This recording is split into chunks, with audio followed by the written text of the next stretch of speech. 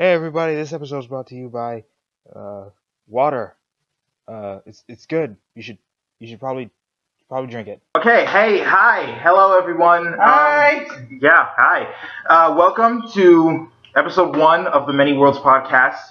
Your guide to the traversal of the very chaotic multiverse that is Geekdom. Joining me on this adventure. Technically, we'll start at episode 4, and then we'll do episode 1, 2, and 3. Ah, true.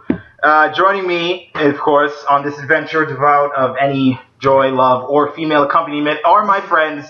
Introduce yourself. Hi, I'm Hanif, Lawson. Introduce yourself.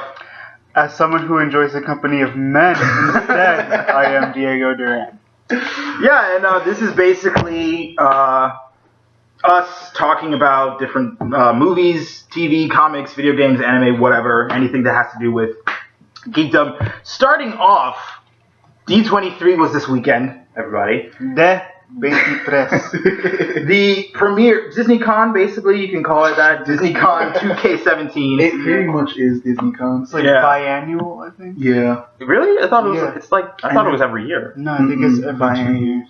which makes sense why a lot of times Marvel doesn't show up to Comic-Con as often, because Oh, it's yeah. like, why blow our load? Although I'm assuming they're gonna be there, and they'll probably release that. Yeah, the probably like footage for that they didn't release. Ragnarok, if anything. Yeah, and the Infinity War stuff. Yeah, I figured they might. I thought they might wait for that. I thought they might wait till like They might as well do it for Comic Con, so to do like a mic drop against. Yeah. True. All right, so a lot of news broke out, segue. basically. Starting with a lot of the Disney animated stuff. Disney had their whole thing. Disney Animated had Incredibles 2, Frozen 2, Wreck-It Ralph 2, Ralph Breaks the Internet. Mm-hmm. We had some live action stuff. We had A Wrinkle in Time. We had Lion King, Mary Poppins, Dumbo. Okay, let's be real. Lion King is animated as well. For the most part, yeah. It's just It's 3D CGI. animation. Yeah. I feel like it makes it even worse because at least with Jungle Book, there was one actual human there. So then, that at least adds some. And they were trying to do something a little more grounded With than the Mhm. animated The one. Lion King. The 2D animated So one. it's like the Lion King just kind of annoys me. So Yeah. that should be animated, but whatever. Keep going. And then they had, of course, your Star Wars stuff and your Marvel stuff. So I'm gonna leave it up to you guys. Which one do you guys want to talk about first? There's a lot for Disney, so There's a lot for Disney, so you want to start with that? Yeah, I would take that first. Okay. It's all Disney. It's all Disney, For the but most you know, part, the Disney animated stuff. Okay, animation. Yeah, I mean, at this point, Marvel still feels like its own thing, and so does Star Wars. yeah. But so let's just start with the Disney animated stuff. We got Incredibles 2. Basically, the news is that Incredibles 2 is going to take place literally minutes after the very first film. What do you guys think about that? With that, I was not really expecting too much. Yeah. I thought because this was like years ago, and a lot of the actors would have aged up by now, that they would have done the same thing. It would have been basically like instead of it being the whole family being the focus, it would be more Jack and his whole feeling being in the family. Like maybe they try to find a plot line where he's trying to discover himself in terms of like his powers, how he fits in, does he want to be a hero and that sort of thing. No, we find out like no, it's just right after, and I'm like, Yeah. oh, okay, I guess that works. I had That's the how they do it. same. I had like a similar thought, basically. I mean, I did think it was kind of. It's interesting that it's starting right after it picked off, because even when I saw Incredibles the first time, I wanted a sequel that pretty much picked up right after that. Mm-hmm. But the trouble is, this is like years and years after that. So Mhm. of course you're gonna have all the people that aged up and everything. My question is it the whole movie or is it just the beginning? I think it starts off. Yeah. But I have a feeling the plot will just keep going from there. It's not gonna like jump forward. Mm-hmm. That's what I thought too. I didn't think it was going to be like, the first few minutes it's just like, oh, here's what happened after the battle, and then it's like, oh, here's Jack, working a day job or whatever. Because that would be like a little bit jarring. Yeah. It'd be like, so I guess it doesn't take place minutes after. It takes place in the future. It's just Yeah. the first scene takes place minutes after. Like I would have preferred, I think in the first one we get a lot of good character arcs. We get Violet learns how to be more confident and all that. Yeah. Dash learns some self-control and all that. Calm down. There's good character development. I think that it would have been fine if we just went into the future, just jump forward, and we just explore how like the world has changed since the last movie. Yeah, how the superhero like dynamic with society progressed, and we just kind of see Jack about his own powers and how to cope and deal with being in this family. Yeah, it's weird because it's like for this movie, I don't know why, but I feel like it would have worked better if it. Well, I don't know because the movie still has to come out, but I figured that it would have taken place in the future, and I feel like it would have been better off for it. Because I don't know. I compared to everyone else, I saw Incredibles recently, but even then, I'm like, I kind of want to know what these people will be doing years later. Because I think for Incredibles 1, they pretty much set up that this world is basically a world where being a superhero isn't really that big of a thing anymore. Whereas I feel like the sequel, you could have been like, okay, well, what's the superhero world like now? Exactly. Well, actually, in this, one of the other tidbits was that there's going to be like a bunch more superheroes that we've seen. Because in Incredibles 1, most of them are either retired or dead. Exactly. So it's kind of nice, especially now where we're getting things like Avengers and there's like an entire world full of heroes. I mean, we could expect the same thing for Incredibles, which pretty much came out before all that. So you know, it's funny. It's like normally if I hear other shows or movies talk about that, like we're gonna have other heroes, I'm like that could be bad. But since it's like Pixar and Disney, I'm like I want to see what they do. Yeah, especially given the current climate now. They can do something like powers we've never really seen before, like because we've all seen like super strength and all that stuff in flight. But I don't know, maybe we can have more weird out there kind of like inhuman-y powers that we can see. Really play off of like, you know, they could do like parody characters where it's like you have a parody, maybe you have a superhero group that's kind of like a play on Guardians. Might as well, the Incredibles are the play on Fantastic Four. Yeah, so I would see them basically going in that direction where it's like the more heroes they introduce, they're basically more of a play on other heroes that we've actually seen recently now. After that, we got Frozen 2. Yeah, we didn't see much. It was just like some concept art and clips of the team going back to Norway. Oh, really? For more like... They released some concept art? I didn't see No, they didn't release it. They just showed it. It was shit we didn't get to see, but... I more or less want to just know, do you guys want this? No. So, like, here's something worried me. They were doing exactly what I was kind of concerned with. Apparently, in, like, the concept art and, like, the clip they showed of the team going back to Norway for research and stuff, they were started showing things inspired by volcanoes. Volcanoes? What the... Wait a minute! Exactly. Okay, maybe I'm wrong, but let me look this shit up. But I legit thought I read that they were looking at things inspired by maybe volcanoes and fire. So I'm concerned with that maybe they're going to introduce someone with fire power. Are they about to really try and do Pele? The Moana kind of did that. So it's a weird... Wait, at what point, at what time does Moana exist? Ancient. Well, I don't think they give it like a specific date, but it's ancient Polynesian. Oh, okay. So. Yeah, because I was thinking like, are they gonna do like a crossover or something? I think so. But like the reason why I bring up Pele in particular is because there is like Polynesian myth. Well, that'd be weird if they did that because it's like, well, then why would you go to Norway for that? But maybe they're not. But in Polynesian myth, there is like a snow goddess named Poliahu, I think. And she normally is a rival to Pele because Pele is just unstable and a jealous wreck that needs to be put down all the time. And there is a story that I sent you guys actually in the chat where I didn't read it. You should have read it. It's actually a really good comic. It's in short. Oh wait, it's that one. Yeah, it's that. Oh, okay, yeah. When they were going sledding. It's not the exact same story, but the basis of the story is that Pele's really competitive, and she just decides for fun, like, hey, why don't we do like grass sledding? And she does it with Poliahu, however you pronounce it. And she's losing. Pele gets pissed and reveals herself as the volcano and fire goddess, and then the two of them fight, and then Polia, who is like, yeah, you need to get away from people because you're too dangerous, so she basically like forces her all the way across Hawaii, I think. Damn. And makes her stay there. And then Poliahu, she's just like, yeah, leave me alone now. And the two of them always fight over lovers and stuff, so yeah. I don't think they're gonna do that for Frozen though. I thought I read that. I can't find it right now, but I'll keep looking. Alright, So just like take what I just said with a grain of salt, because now I can't find shit about it. I don't know. Frozen 2, no, that'd be weird. I mean, it's kind of interesting because I wasn't expecting that.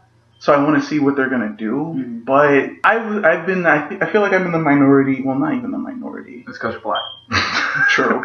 Well, Diego's Peruvian. We're all minorities. Yeah. To be honest. So, Yay.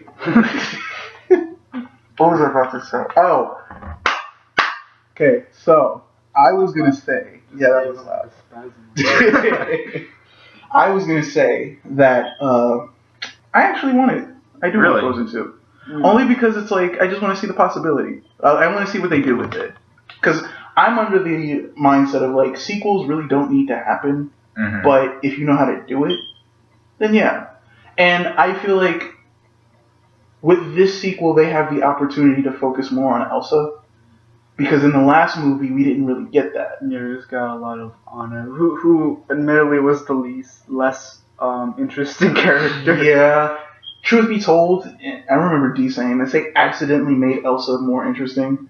And it's like, well, yeah. Okay, well, it's there. Okay. Got it. Fans did get to see a behind-the-scenes video showcasing the filmmakers' recent research trip to Norway, Finland, and Iceland. Pictures were stunning landscapes of icebergs, glaciers, lakes, waterfalls, a volcano, and more.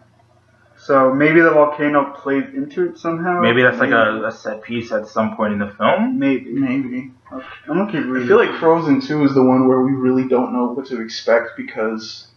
this is kind of unprecedented for like as far as the fairy tales. Yeah. Because we've only gotten sequels for like Winnie the Pooh, but that was like a soft reboot of Winnie the Pooh in general. And then also Rescuers Down Under. When you think about the sequels that we've gotten, those are like sequels. Yeah, those are like the straight to video ones. Yeah.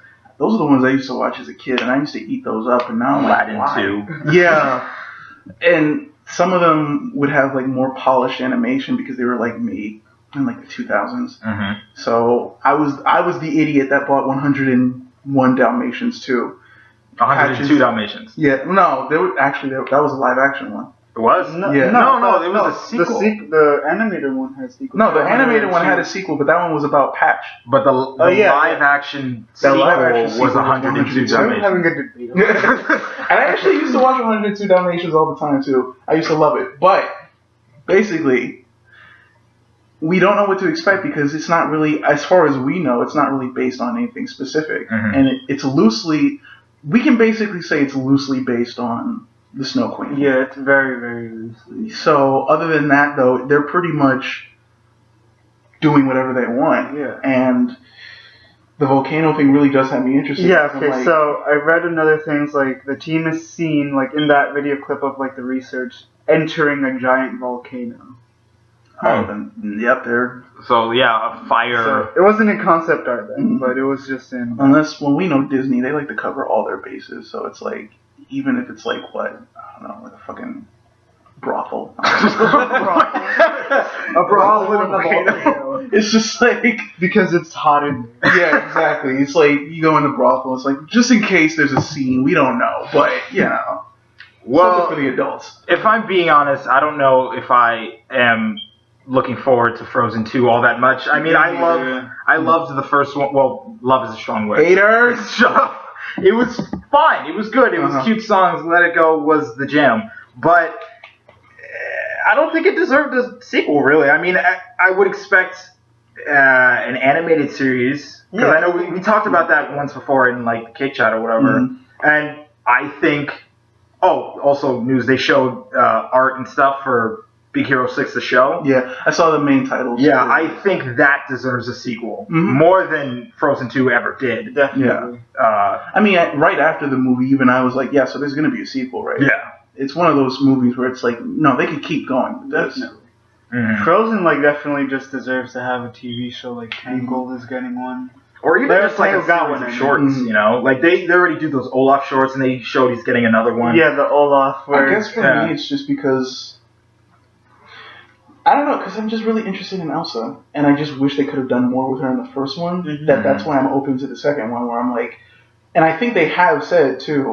I could be wrong, but I think they have said that Elsa will be more of the focus in the second one. They'd be crazy to not make them. Yeah, so that's the only reason why I'm like if it was basically Anna again, then I'm like, no, get the fuck no. But Because Anna's fine. she's fine. It's just she's more. Put it like this: she's more of a supporting character in my eyes. Definitely. So The supporting character that was made the main character. That's the ironic thing. So it's like with Elsa being the focus now, it's like, well, duh. So now I'm like, I don't want to say that this is the Frozen movie that we could have gotten if they had put more focus on Elsa, but it would kind of feel that way. Because it's like, but then also you got to wonder too, Elsa's whole arc in that movie was learning how to accept herself and she be more did. loving. Yeah, so it's like, in this movie, would they bring some of that back? Yeah, I mean they're kind of still trying to do that. She still has like those insecurities. Mhm. She still feels guilt and all that shit. Like even with like this new Olaf short, like she's like, it's my fault that we don't have any family tradition. Oh yeah, I remember that in the trailer. Like but the synopsis is hilarious because like basically they have like this like great festivity, but no one in the kingdom shows up because they have to be with their family. And it's like, wow, you ditched the fucking queen and her princess for your family. It's like, what family? What family do you guys have? Well, we have each other. That doesn't count. But yeah, like I feel like I don't know how to explain it, but I feel like with Elsa, it would have to be a storyline where she thinks she's over her issue, right? And then something kind of nearly brings her down to that dark point she was at before. Maybe even a little darker. The Fire Queen. Yeah, exactly. There you go. Lava Queen. Oh god, they really do that. Damn. I'm good at picking ideas that people end up doing later. But yeah, like that's the only way I can really see it working. And that's really the only reason why I'm interested is because now they can do more with Elsa, especially because, as far as we know, they're not basing it on a story that already exists. So maybe she's like a Green Lantern and she gives into her rage and becomes a Red Lantern. Ooh, I like that. Oh wait, no, I just thought of something. What? Because then it'd be like, what if she becomes like for a few seconds in the movie she becomes the villain, and then it's like it's Anna again having to talk her out of it. And I'm like, I don't want that again. I'm tired of Anna right now. You mean sing her out of it? Sing? Yeah, there you go. Oh, that's actually a good question. Is it gonna be? They're gonna make it another. Is it gonna be a musical? No, yeah, absolutely. It has Probably, to be yeah. a musical. See, that was the other reason why I got a little excited. I'm like, wait, this isn't gonna be. For some reason, I didn't think it was gonna be a musical. Why? Honestly, the thought really didn't cross my mind until he just said it. Because I was like, oh yeah, Frozen 1 was a musical. I'm just super into the fact that they're going to give Elsa more time. Mm-hmm. So it's like, I've been taking for granted the fact that Frozen got popular because it was a musical. Yeah. So we could be expecting the next Let It Go or... Oh, God, that's going to make me nervous. It's going to play for like 1,000 years until... Bring it back.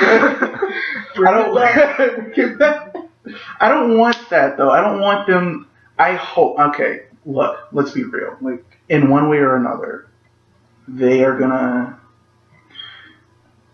It kind of goes into something that I want to talk about later. Disney is very self-aware. Or at least modern Disney has become very self-aware. We'll get into that in a bit. Yeah. Towards the end. And I have conflicting thoughts on that, actually.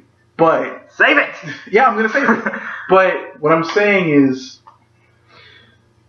They can go one of two ways. They can try to recreate the magic they had with Frozen with the songs, which I don't want. And then the other thing I don't want either, which is basically the entire movie is them in one way or another trying to be like... In an offhanded way, basically them saying, yeah, well, this isn't the first Frozen. Them constantly trying to be like, well, this isn't the Let It Go song. Like, if they have a lyric where basically they reference Let It Go, I might be like, stop trying so hard. Just make songs for this one. Don't worry about Frozen. What was the line in Zootopia where? Oh, just she was like, the chief was like, "Oh, this isn't a musical where you can sing all your problems away. So let go of this, or get rid of this case. Let it go." That was one where I didn't actually notice it until the second time I watched it. I noticed that the first time, and I died because I thought that was really good. But yeah, like Disney's usually good about their self-aware jokes, but I don't want them to make it a habit, especially with this movie.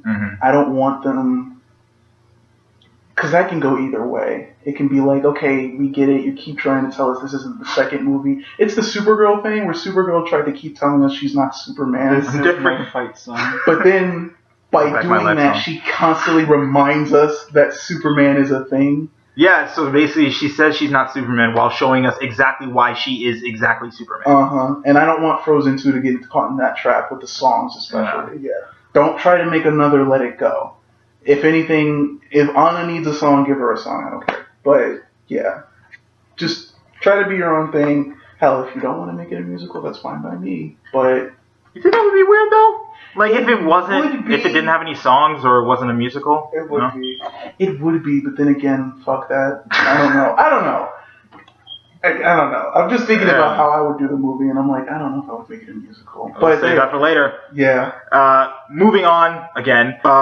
Wreck-It Ralph 2, Ralph Breaks the Internet. Oh, we're saying later. That's like a few minutes. True.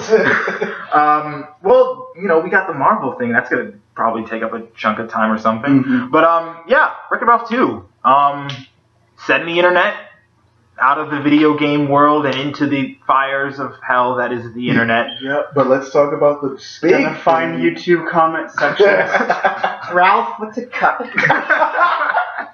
You know they're going to Just ship you guys so hard. But the biggest thing that came out of it, which... what are you talking about, the princess thing? Yep. Yeah. Oh, okay. That was the farthest thing from my mind I would have ever imagined for this fucking I even told D too, like, of all... Because in my mind, since basically everyone on the internet shouts out all their ideas now, Disney princess team-up thing, I always figured, like, they're going to find a way to do it. I don't know how, but they're going to find a way. And it's I don't know when. Weird. I don't know how, but I know something's starting right now. And it's weird that... Wait, hold on. To preface this for those who don't know, you guys want to explain it, or? Yeah, so they were shown a very kind of rough, unfinished clip where Ralph and Vanellope go to the internet and they come upon like this kind of Disney site, and it has Star Wars, the princesses. Did they mention Marvel too? Yeah, they said there's a booth or something that people go in and they can become an Avenger. Okay, so yeah, Marvel. Isn't it called Oh My Disney? Isn't it? Yeah, that's like a real site. Yeah, that is. So I'm like, wow, they're really like using that. Yeah. I mean, they can since they are Disney, but... So, and Vanellope actually meets and interacts with the princesses. And it's the original, most of the original voice actors for them. I think Snow White might be under. Yeah, like, even I was thinking, like, no, she's definitely gone. Yeah. She's not gonna speak. No, they're gonna, if they have any kind of actual self-awareness, they're gonna be like, don't open your fucking mouth. Yeah. You annoying... She'd go to speak it and just shut it down right quick. She brings up Snow White and then everyone just gets quiet and it's like, ooh. It would be so funny if she speaks in rhyme, because the dialogue in that movie is, most of it is in rhyme. Oh, I never noticed that. So if she speaks in rhyme, that'll be... Yeah, one of the jokes is that they don't understand what Merida is saying because of her... Oh, yeah. Oh, God. I'll give my own hand. Oh, yeah. It'll be basically like that, one of the princes or whatever, the suitors in the movie, Brave, one of the suitors that they don't understand what the hell he's saying. Yeah. So it'll just basically be that again. Basically that. And then, doesn't she do a joke where it's like, it was because she was made by that other studio? Yeah, they go like, she's from another studio. Yeah. Don't worry about her, she's fine. But, when I heard that, I was shocked because I'm like, of all things, that was not what I was expecting from Wreck-It Ralph 2. And I want to see it because one, I want to see how some of them are going to look 3D animated. Absolutely. Yeah, like, and Disney's not the type where they're going to half-ass it. They're going to find a way to make it work. Whatever adjustments they have to make, I'm ready for that. Although, here was the thing that I got conflicted about. They're going to find a clever way to do it. I know they are. The whole princess thing and them interacting. Remember how we were just talking about Disney's self-awareness? Yeah. Mm-hmm. I am worried. There's going to be a lot of that. Not just in this movie. Because even then, Disney has been doing a good job of like trying to branch out and do different things and like further develop like fairy tale stories and whatnot. Mm-hmm.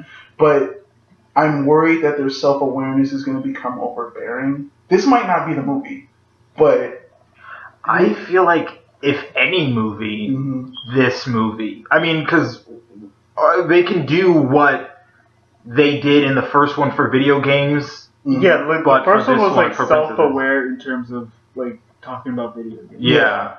So I'm imagining that here they can do the same thing, except for like playing with their own genre. You know, it'll make sense.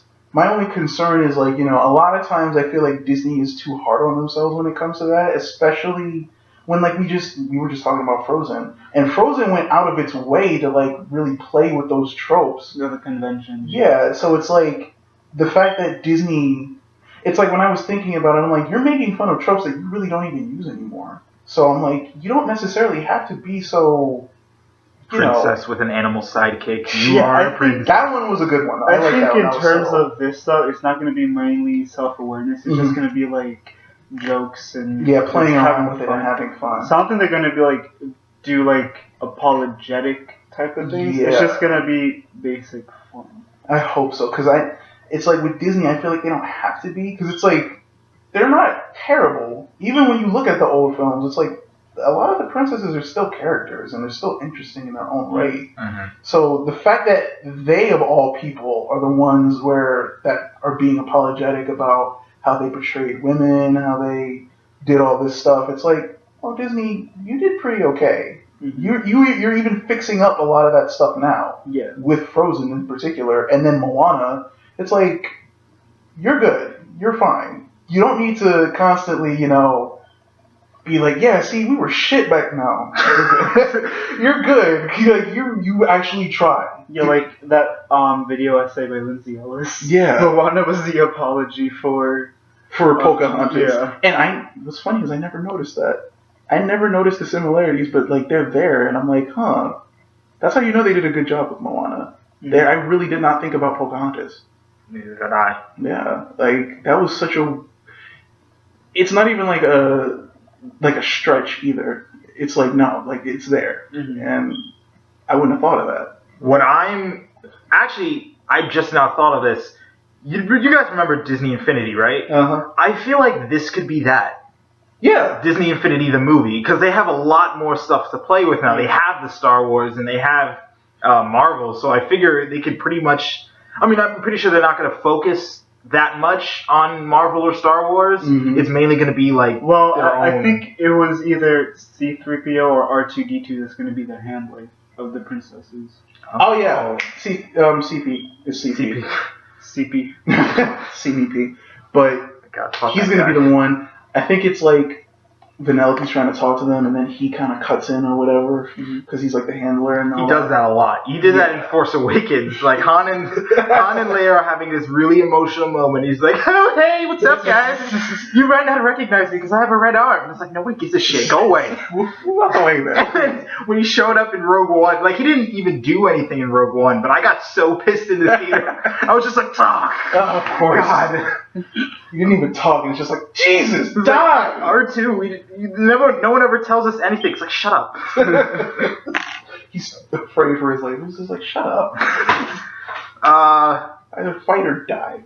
So I guess we could all say that we're pretty excited for Wreck-It Ralph 2, Frozen, well, not so much Frozen 2, but Incredibles 2, we can all... I'm also really happy that apparently Irene Bedard is coming back to voice Pocahontas. Oh yeah, there was like a time where like she was being like abused by her husband, and that kept her from working again. Oh wow! And I think they got divorced. I never knew that. Yeah. I see. My thing is like she was one of those Disney. There's a lot of Disney princesses who I know did voices, right? And I just never heard from them again. Yeah. Because I figured She was in Smoke Signals. Oh, I never Saw her like 3 times. But like, other than that, microphone. Don't do this. Check 1 2 1 2. Nostalgic Age of Podcasting coming to you live. Weevil. Weedle. Yeah, we're good. But like a lot of the older Disney princesses, like No, I got it. Ariel. I mean, like they were never really. It's like if you know Disney, you know they did the voices, but more often than not, it's not like with Moana. Where like Ali Carvalho, like she's actually starting to get into TV and stuff now. Yeah, she's a personality, man. Yeah, she's a personality. So she's gonna be in the. That Yeah, she's also part of gonna them. be there. Okay. Yeah, I think Kristen Bell is also being there as Anna, and I'm like, are you even official? You're not. Yeah. See, that was another thing that I kind of thought about. Where I'm like, I didn't hear anything about Elsa, so I'm like, Elsa's a queen, so that's yeah. On the one hand, I'm like, okay, it's good that they are aware of that, but then it's also weird because then it's like, why is she not there, but Anna is? Because I think Frozen became like its own franchise, so they decided. You know, and they Moana, I'm assuming that soon she's gonna be inducted. Because it took Merida like at least a year or so. Oh, she's already Moana's already in it. Like she's already part of the club. Yeah, like she's in it. She's in the movie. So no, yeah. But like also Anna's in it there too. So okay.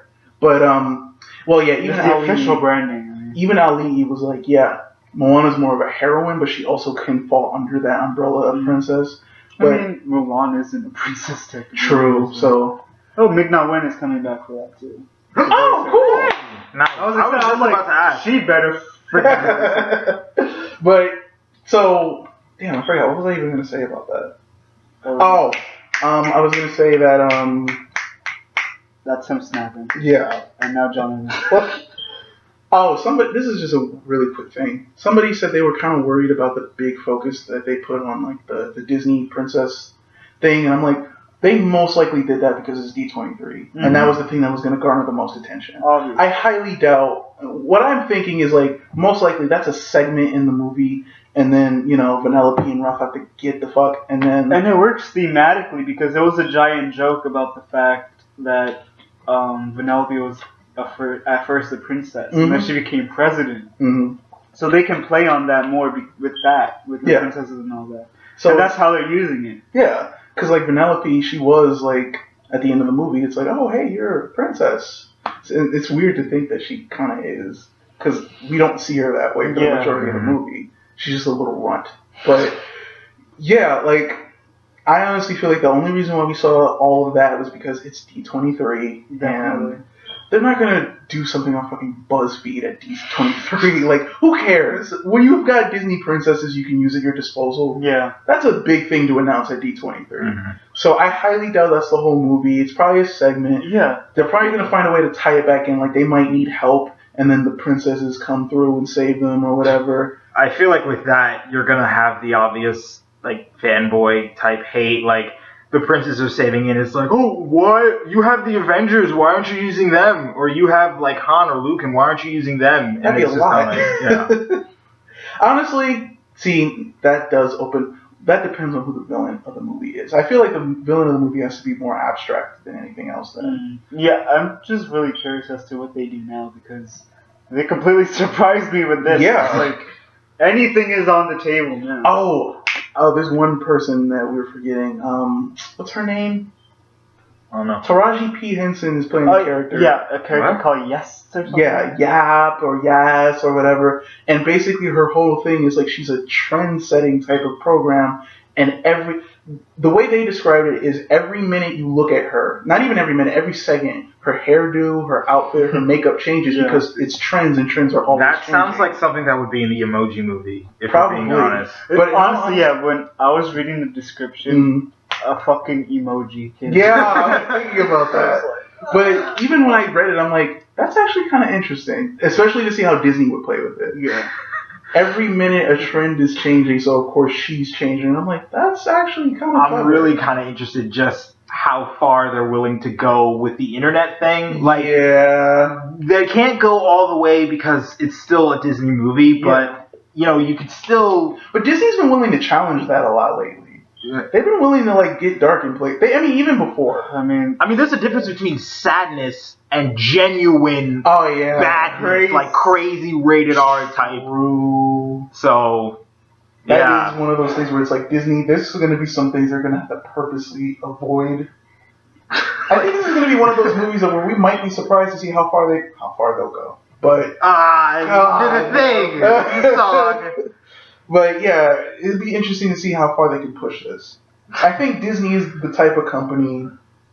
It's like they're the type of company where they like taking risks when they can, but they're also smart about it. Mm-hmm. They're not going to take stupid risks, and they're not going to take stupid risks. What if they have the movie pirating sites where they have literal movie pirates? Oh, that would actually be really cool. Yeah. Oh, that'd be... Wait, no, but that would be redundant because they already have that. So, but I still like the idea. That's a brand. They could 3D Captain Jack Sparrow. Oh god, I feel like pirating movies. I feel like now Pirates is kind of like the redheaded stepchild of Disney. They probably. They're not gonna because it made them money, but not. Yeah, it's not really popular anymore. It's like the first movie was the one that people really loved. Yeah. That is a fun movie. Mm-hmm. I'll say this though, that movie is long.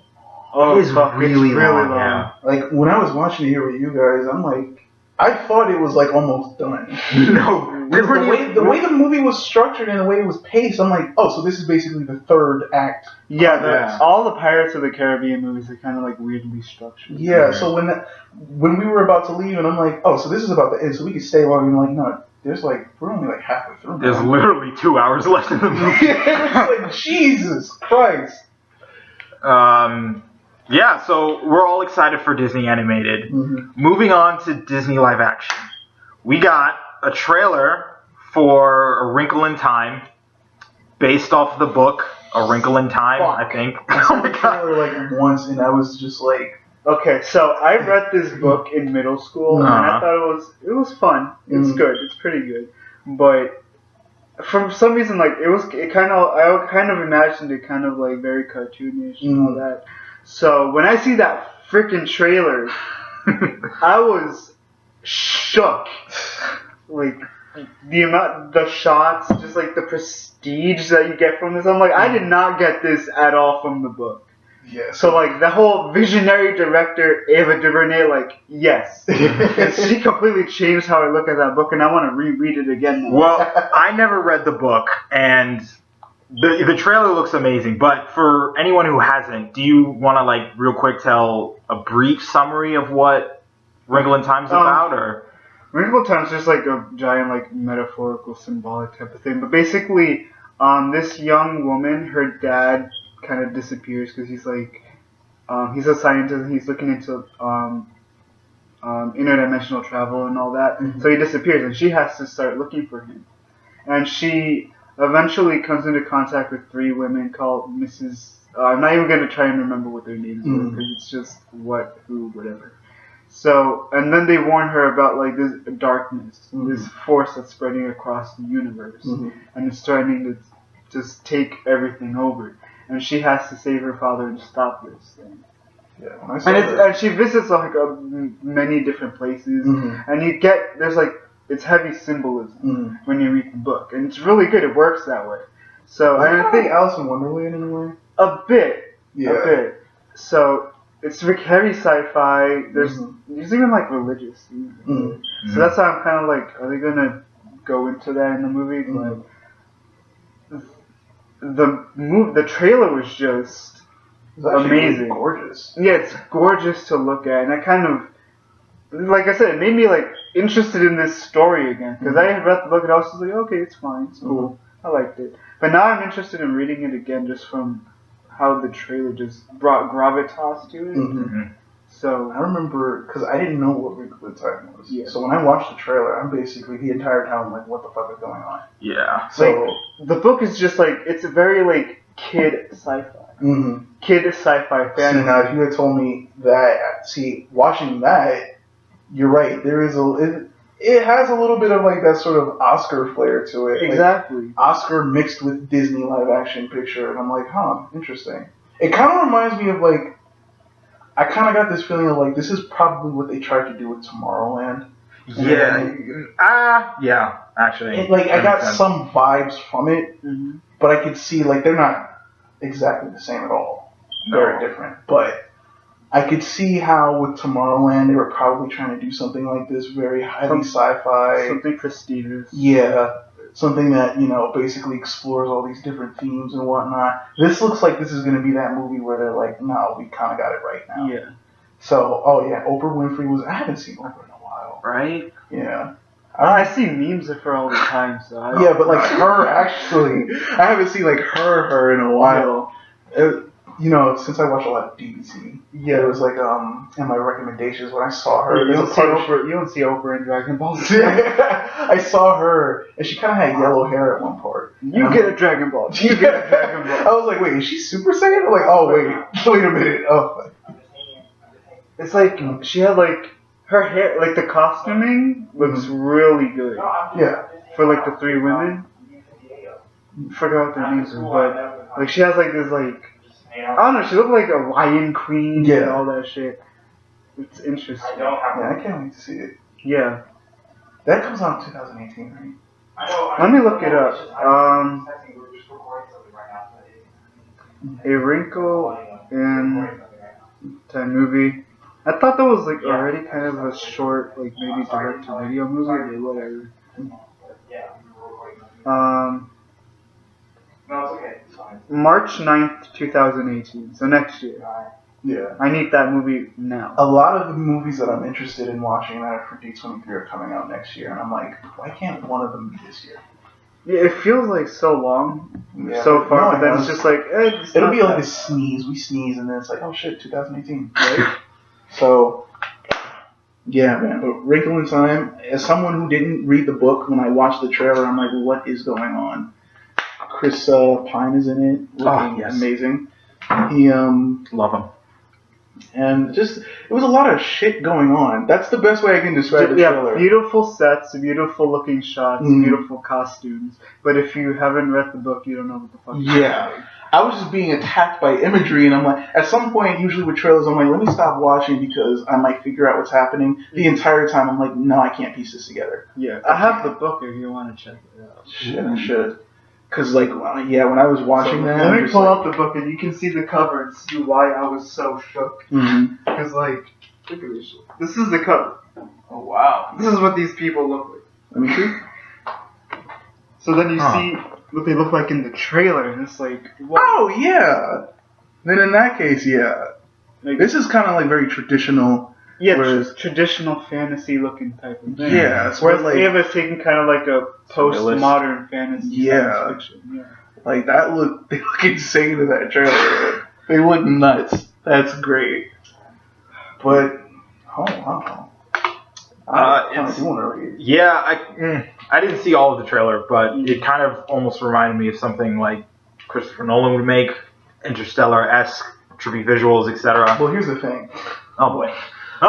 Chris Nolan wouldn't have personality in it, so that trailer had... You're just a hater. You're just a Chris Nolan hater. Oh, real quick, yeah, I mentioned it in the chat, but Jeremy Johns basically said what I thought about Dunkirk. He's the only person I've seen, like, I've seen people, like, talk about where he said that there's no actual characterization, but the characters are just nothing. I feel like that's... But, like, other people are just like, oh, but that's not what the film is about. The film is about that's Interstellar to a T. Like, that was one of my issues with Interstellar. Was like, I didn't really care about anyone. Well, anyone except Murph, I guess, and Michael. What's his name? Matthew McConaughey. I didn't give a shit about him. And it's like, it was really just bland characters and great visuals, and that does not a good story make. Yeah, that's the big thing about Nolan is like he's very much like. See, it's weird because Kubrick was the same way, where he was like very much into the technical aspects of it, and with the actors, it was like just do your thing, don't get too much in the way. But for some reason with Kubrick, it works. No, I mean the writing is still fine. Yeah, and Kubrick was very involved in the script too. Yeah, with Dunkirk, what I'm hearing is that just the writing, the characters are just nothing. Yeah. Yeah. I don't think Nolan on his own is a great writer. I don't even think he really is a writer. Yeah, guys, we're talking about Disney here. Let's just how do we go to Nolan? But Wrinkle of Time looks great. I don't know how much we're gonna spend on Lion King because it's pretty much it's pretty much the opening scene with the. If I'm being real with almost y'all, a shot-for-shot remake of Circle of Life. if I'm being real with y'all, I'm only interested out of curiosity, not really out of genuine interest. Yeah, that's probably the only one I won't go see. Yeah. I don't know.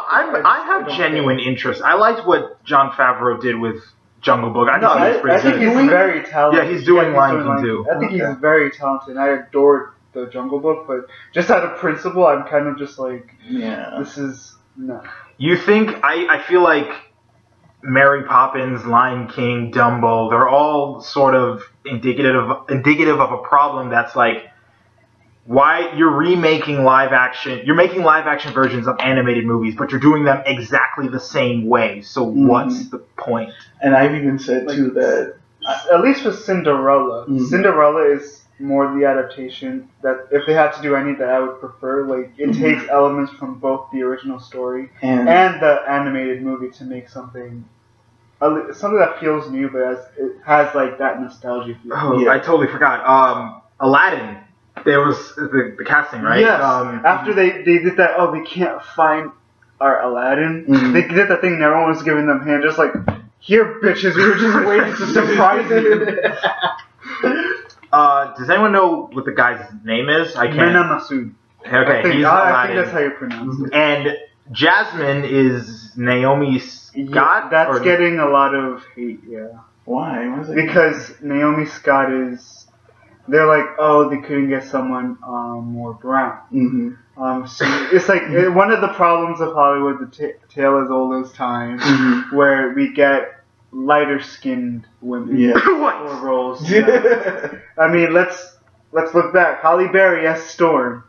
Oh yeah. I mean, it's that kind of thing. But at the same time, you know what's weird about that? It's like this is like a discussion that has like a lot of nuances, and a lot of people don't want to get into those nuances. Yeah. Like with Naomi Scott, we have this kind of issue in people of color spaces where in our communities where we kind of ostracize people that we don't see as you're not this enough. Yeah. You're not black enough. You're not Latino enough. Yeah. And that's like an issue. That's a kind of issue we have within our community that we don't address sometimes. That's bad. That's not a good thing, guys. And I think that's happening right now with Naomi Scott's casting as Jasmine. But then there's also the issue where she's Indian. She's not Arabian. Yeah, there you go. She is Indian. While people are saying, Aladdin takes place in a fictional place, it's set specifically in Arabia, though. Arabian Nights. Yeah. So there's also that issue where Hollywood is just, you're a brown person. You're ethnic enough. You're fine. You're ethnic enough. So this is like Naomi Scott's casting is like has issues from a number of different angles. Yeah. And I'll still see it. I feel bad for her. Yeah. It's like, in all honesty, poor girl. I don't think that's terrible casting. I think she could pull it off. Yeah. I mean, I also was hoping for someone more ethnic. Not even ethnic, but just someone who wasn't like what Hollywood would go for. Yeah. At least with Mena Massoud, he is of an Arabic descent. He has Egyptian. Yeah. And then he's Egyptian Canadian, I think. So he's fine. It's just. See, I have a personal thing with that where it's like in the. Oh, okay. I'm sorry, but what was it? Like in the case of Moana, right? Yeah. Where, on the one hand, I see why they had so many Polynesian people involved. Because let's face it, even with all those people involved, they were still shitting on it. They were still like, that's not good enough for us. But in the case of like voice acting, this is where it's kind of a slippery slope. Because with Polynesian people, when you hear them talk, there's a certain cadence to their voice that you can't really mistake. But then again, one of the characters in the movie, the old man, he was voiced by Alan Tudyk, white as snow. Yeah. And he actually did the cadence really well. Like, I've listened to it a couple of times, and I'm like, that sounds legit. So it's like, with voice acting, I know people probably won't like it, but you could go either way with that. But with live action, you have to get them. Yeah, I feel like we're at that point now where you can't just be like. I agree with you. The Naomi Scott thing. It's like on the one hand where I can see her pulling it off. Even when I was like, well, she's Indian, not really Arabic. I'm like, so did you really pay attention? Bless you. Did you really pay attention, or like? What kind of bothers me is like they went through like this whole like scouting out for their Aladdin. Yeah. And they found someone who fits the bill. He's what they need. They went for an actress who's already kind of well known. Yeah. She's already there. It's kind of obvious. Like you could have gone to. You could have really looked for someone. Yeah. But in all honesty, yeah, because you got Will Smith. Yeah. You got that obvious, man. Like, come on. Like, once you have Will Smith, I feel like that gives you permission to be like, yo, cast anybody now. Exactly. Because Will Smith should bring in people. Mm-hmm. And it's, well, okay, this is where it might sound a little insulting, but Naomi Scott was in Power Rangers, and how many people saw that? Yeah, like, someone tried to say, oh, well, Naomi Scott, she'll bring people in because she was in Power Rangers. Like, 2 people went to go see Power Rangers. Exactly. I was just about to say, like, all 5 people who went to see Power Rangers are going to show up that day. And even when I went to see Power Rangers, I didn't know she was Indian. She was of Indian descent. I thought she was Latina. I honestly thought she. I didn't think she was Latina. I thought she was just. I thought I knew she was like she's like Leslie Knope, how she describes Rashida Jones's character, ethnically ambiguous. Yeah, ethnically ambiguous. She is because the only reason why I knew she was Indian, and this was even a stretch because she was in Lemonade Mouth, and her character in Lemonade Mouth is of. Really? So she was in Disney already? Yeah. So they really did not look that far. She was in Lemonade Mouth, and her character was of Indian descent, and that was her whole character in that movie. So I'm like, let me just to make sure, is she really Indian? I looked it up. She is half Indian. I wouldn't think they'd do it. They wouldn't like do that shit. Yeah, they're not that dumb. So it's like that's the only reason why I knew what she was. But even then, like, yeah, I probably would have been like, besides her accent, I would have been like, maybe she's like mixed with Hispanic a little bit. Mm-hmm. It's like, nah, she's not. She's like, I'm assuming, like, they say that she's British and Indian, so I'm assuming British means white. Yeah, I guess. Because you can be born in Britain and not be white. Yeah, so I don't know what her mom looks like, so I've never seen pictures. Yeah, her mom is. I think her mom's like Indian. Okay. I think she's from Uganda. Either her mom. Okay, then it's her dad. I think her dad's the one that's British. One of them. Yeah, her dad's British. It's her mom. Okay, so she's a race. She's somebody. She's something. Yeah, she's something. So then Dumbo. Dumbo, yeah. Did they show anything or no? They showed like I think a model of Dumbo or something. I think so, and this is going to be another live action one. I think. Well, before that, they also showed Mary Poppins. They showed a brief sequence of like she's doing something. I hear that with that. What's her Emily Blunt? Mm-hmm. That she decided she was going to go back and pull from the original books a bit. So this Mary Poppins will be a little bit more mischievous or something. Mm-hmm. Oh, that's cool. A little bit, I think. Mm-hmm. I hear that in one sequence, she's like sliding up like the banister of the steps in the background or something. Yeah, that's cool. So that'll be fun because Emily Blunt can have fun sometimes. Yeah. So she was like the most entertaining part of Winter War or whatever that sequel to Snow White. Huntsman, right? Winter's War or something. She was having fun. Hold up, real quick. I know this is a tangent. I never saw that movie, but can we acknowledge that was kind of a weird movie? How do you mean? Winter's War? Oh wait, it was a little weird because it's like it was an amalgamation of like some of the Disney movies of the last decade. That's why I think it was weird because it's like clearly Frozen. A little bit of but it's like, what were you trying to do with that? Wasn't that movie supposed to be a spin-off for the Huntsman character for Chris Hemsworth? Because technically they didn't want to go back with Kristen Stewart after that scandal with the director. That was a whole so all you see of Snow White is that like they just talk about her, and then you see shots just from her in the back. Just her hair. It's like she's screaming at the mirror. It's like, let's avoid that. But that was a weird movie to make.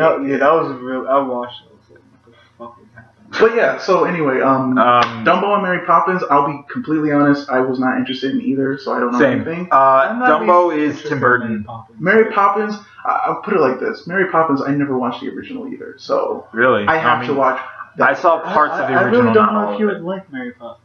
I mean, you might, but it's fun. It's Mary Poppins. I don't see. That's the weird thing. It's like I knew of it, but it was one of those things where it wasn't like Lion King where I heard people say like, "Oh no, I love it. It's amazing." It's more like one of those things where it's like, I know it. That's it. I think it depends who you grow up with, because I've been around people who adore that movie. Some people are just like, yeah. I feel like it's probably one of those movies where like I was in kindergarten or whatever that they put on, but I never really paid attention to.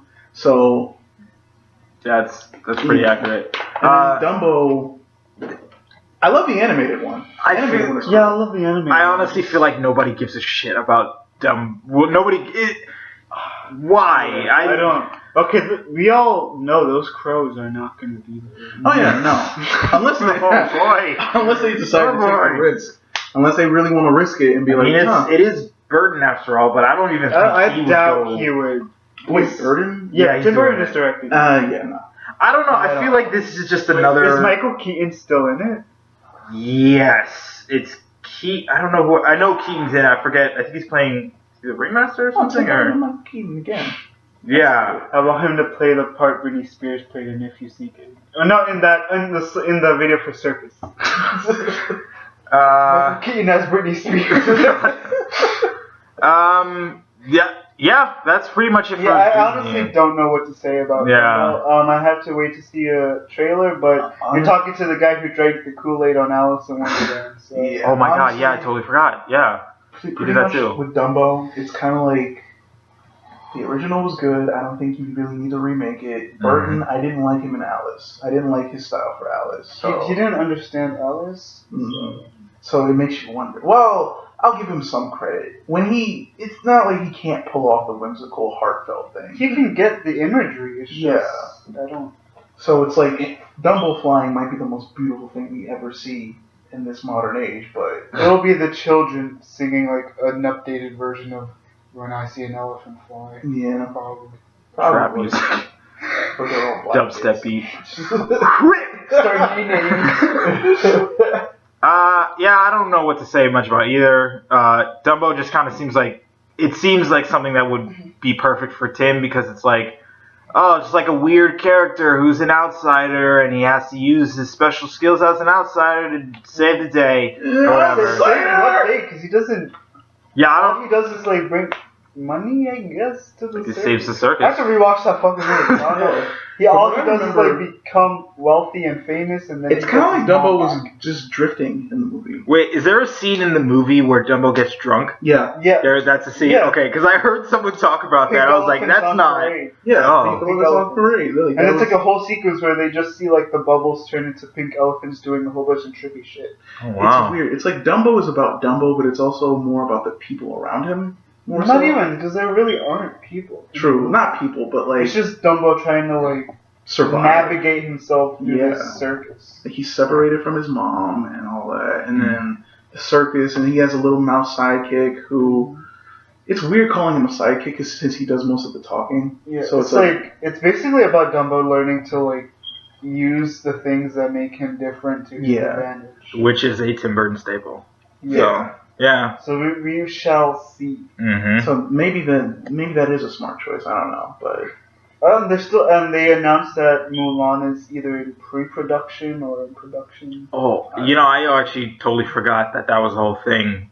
People actually had a lot of problems with that, because didn't they say something like the director said something about he wanted to make it like really girly, or the director's a woman.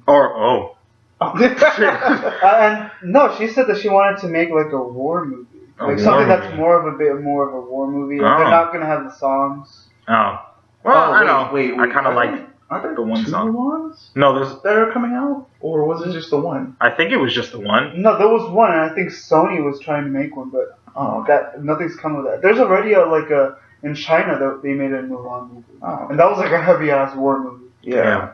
So I kind of want to see only that. A few people know it. So. Yeah.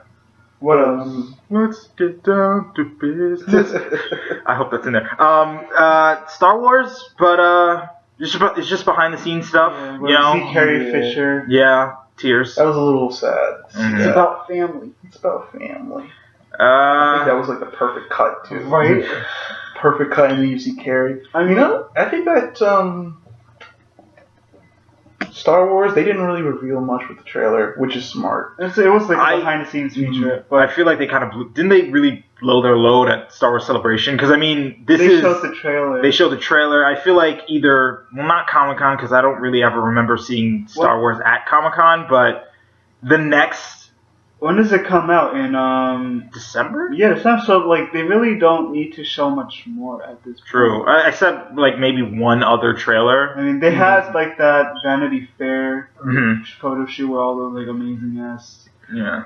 And the feature at least shows like a lot of cool things, like that casino looking place. Oh yeah. That looks fun. All like the new creatures look cool. I'm excited mainly for Rian Johnson. Because Rian Johnson's a really good director. Like, he has a very good style. Yeah. He did Looper, right? Yeah. I remember when you showed me Looper. I thought it was kind of, I didn't think it was all that great. I didn't even finish Looper, if I'm being honest. But I thought... why are we even talking about No, but, like, the thing that I like most is, like, I've seen him do the episodes of Breaking Bad. And really? His episodes are... It's not like when a director shows up and it's kind of like, it looked like anyone could have directed it. Like, no, you can tell it's his style. And... one of the episodes he did was basically an episode that could have been easily forgettable. It's about Walt and Jesse trying to kill a fly. Sounds like the most boring thing ever, but the way he shoots it, it's just real. Not even just in terms of how he shot it, but like the characters and how they interact. It's really interesting. So even with smaller moments, he knows how to make it something that you would want to watch. Yeah. So that's why with Star Wars in particular, I'm like, this could be something really great. Yeah, like, that's what Luke was doing all this time on the island, making crystal meth. Making crystal meth, and then what's her name, Rey, is going to start getting in on her. Mr. Skywalker. Next up, Marvel, yeah. Infinity War. I actually have that typed up right here. Infinity with like a bunch of A's. Infinity War. They showed the teaser. And the descriptions, like, I can't even, like, my brain can't process some of the things that they're trying to tell me to imagine. Yeah. First off, what happened was they got all the well, not all of them, a lot of them. Oh, yo, real quick, I saw that video, and I was at Akeem's house when I saw it, and when I saw Mark Ruffalo come on, I wanted to squeal so bad. But when I saw him too, I'm like, damn, has he been working out? Right? He looks so good. Yeah, his arms are fucking toned. I'm like, you're the fucking Hulk, man. You're trying to prove that shit. Holy shit. But yeah, go ahead. Okay. I will say that they got Nebula, Drax, Thor, Hulk, Iron Man, Vision, Scarlet Witch, Cap wasn't there, Winter Soldier, War Machine, Black Panther, and that's about it. Scarlet wasn't there? No. Johansson? They didn't get the AAs. Well, Hulk is an. I mean, still, you know what I mean? Like, they didn't get your Chris Pratt, but they had Robert Downey Jr., so. That's the weirdest thing. It's like, I was expecting, since Downey was there, everyone else would be. I guess, like, not everyone can be. Yeah, true. Schedules. I forget they all have lives outside of movies, but. And, like, one couldn't be there for the Wreck-It Ralph thing. Oh, yeah, true. So she's probably still doing. That's why at first I was like, is she not Mulan? But then I went to her Twitter, she's like, I couldn't be there, but I am happy to join the cast to reprise my role as Mulan. I'm like, you fucking better. And then afterwards they had Joe Russo. He came out. He said, "Hey guys, we're gonna just show you a little look back at the 10 years or so that we had of Marvel." Twist. It was that. What other twist?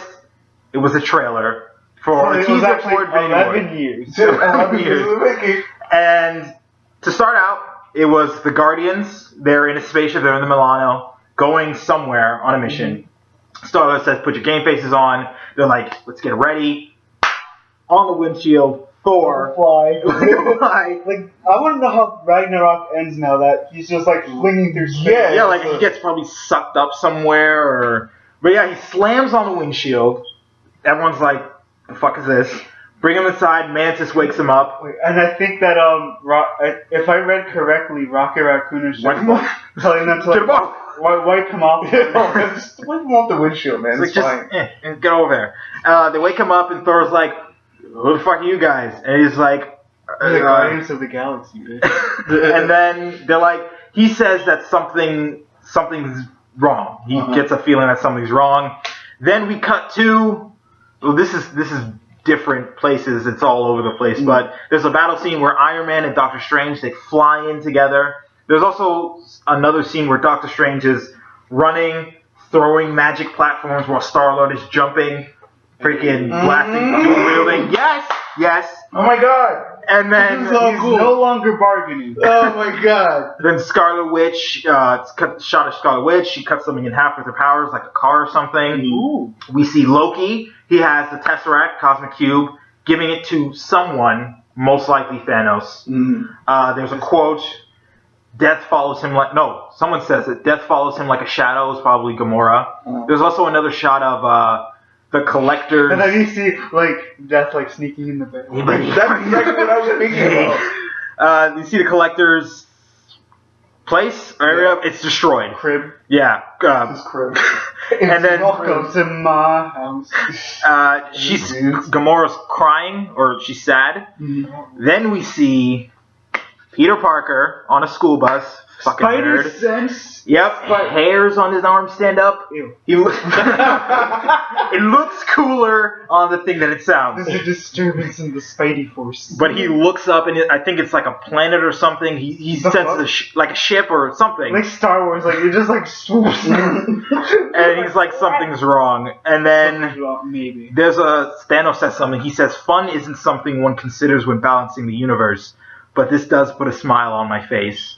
All intimidating and stuff. I don't have a really deep voice, but and then we see it's kind of here or there about this part, but there's either a bloody Spider-Man leaning over Tony saying "I'm sorry," or it's a Spider-Man holding.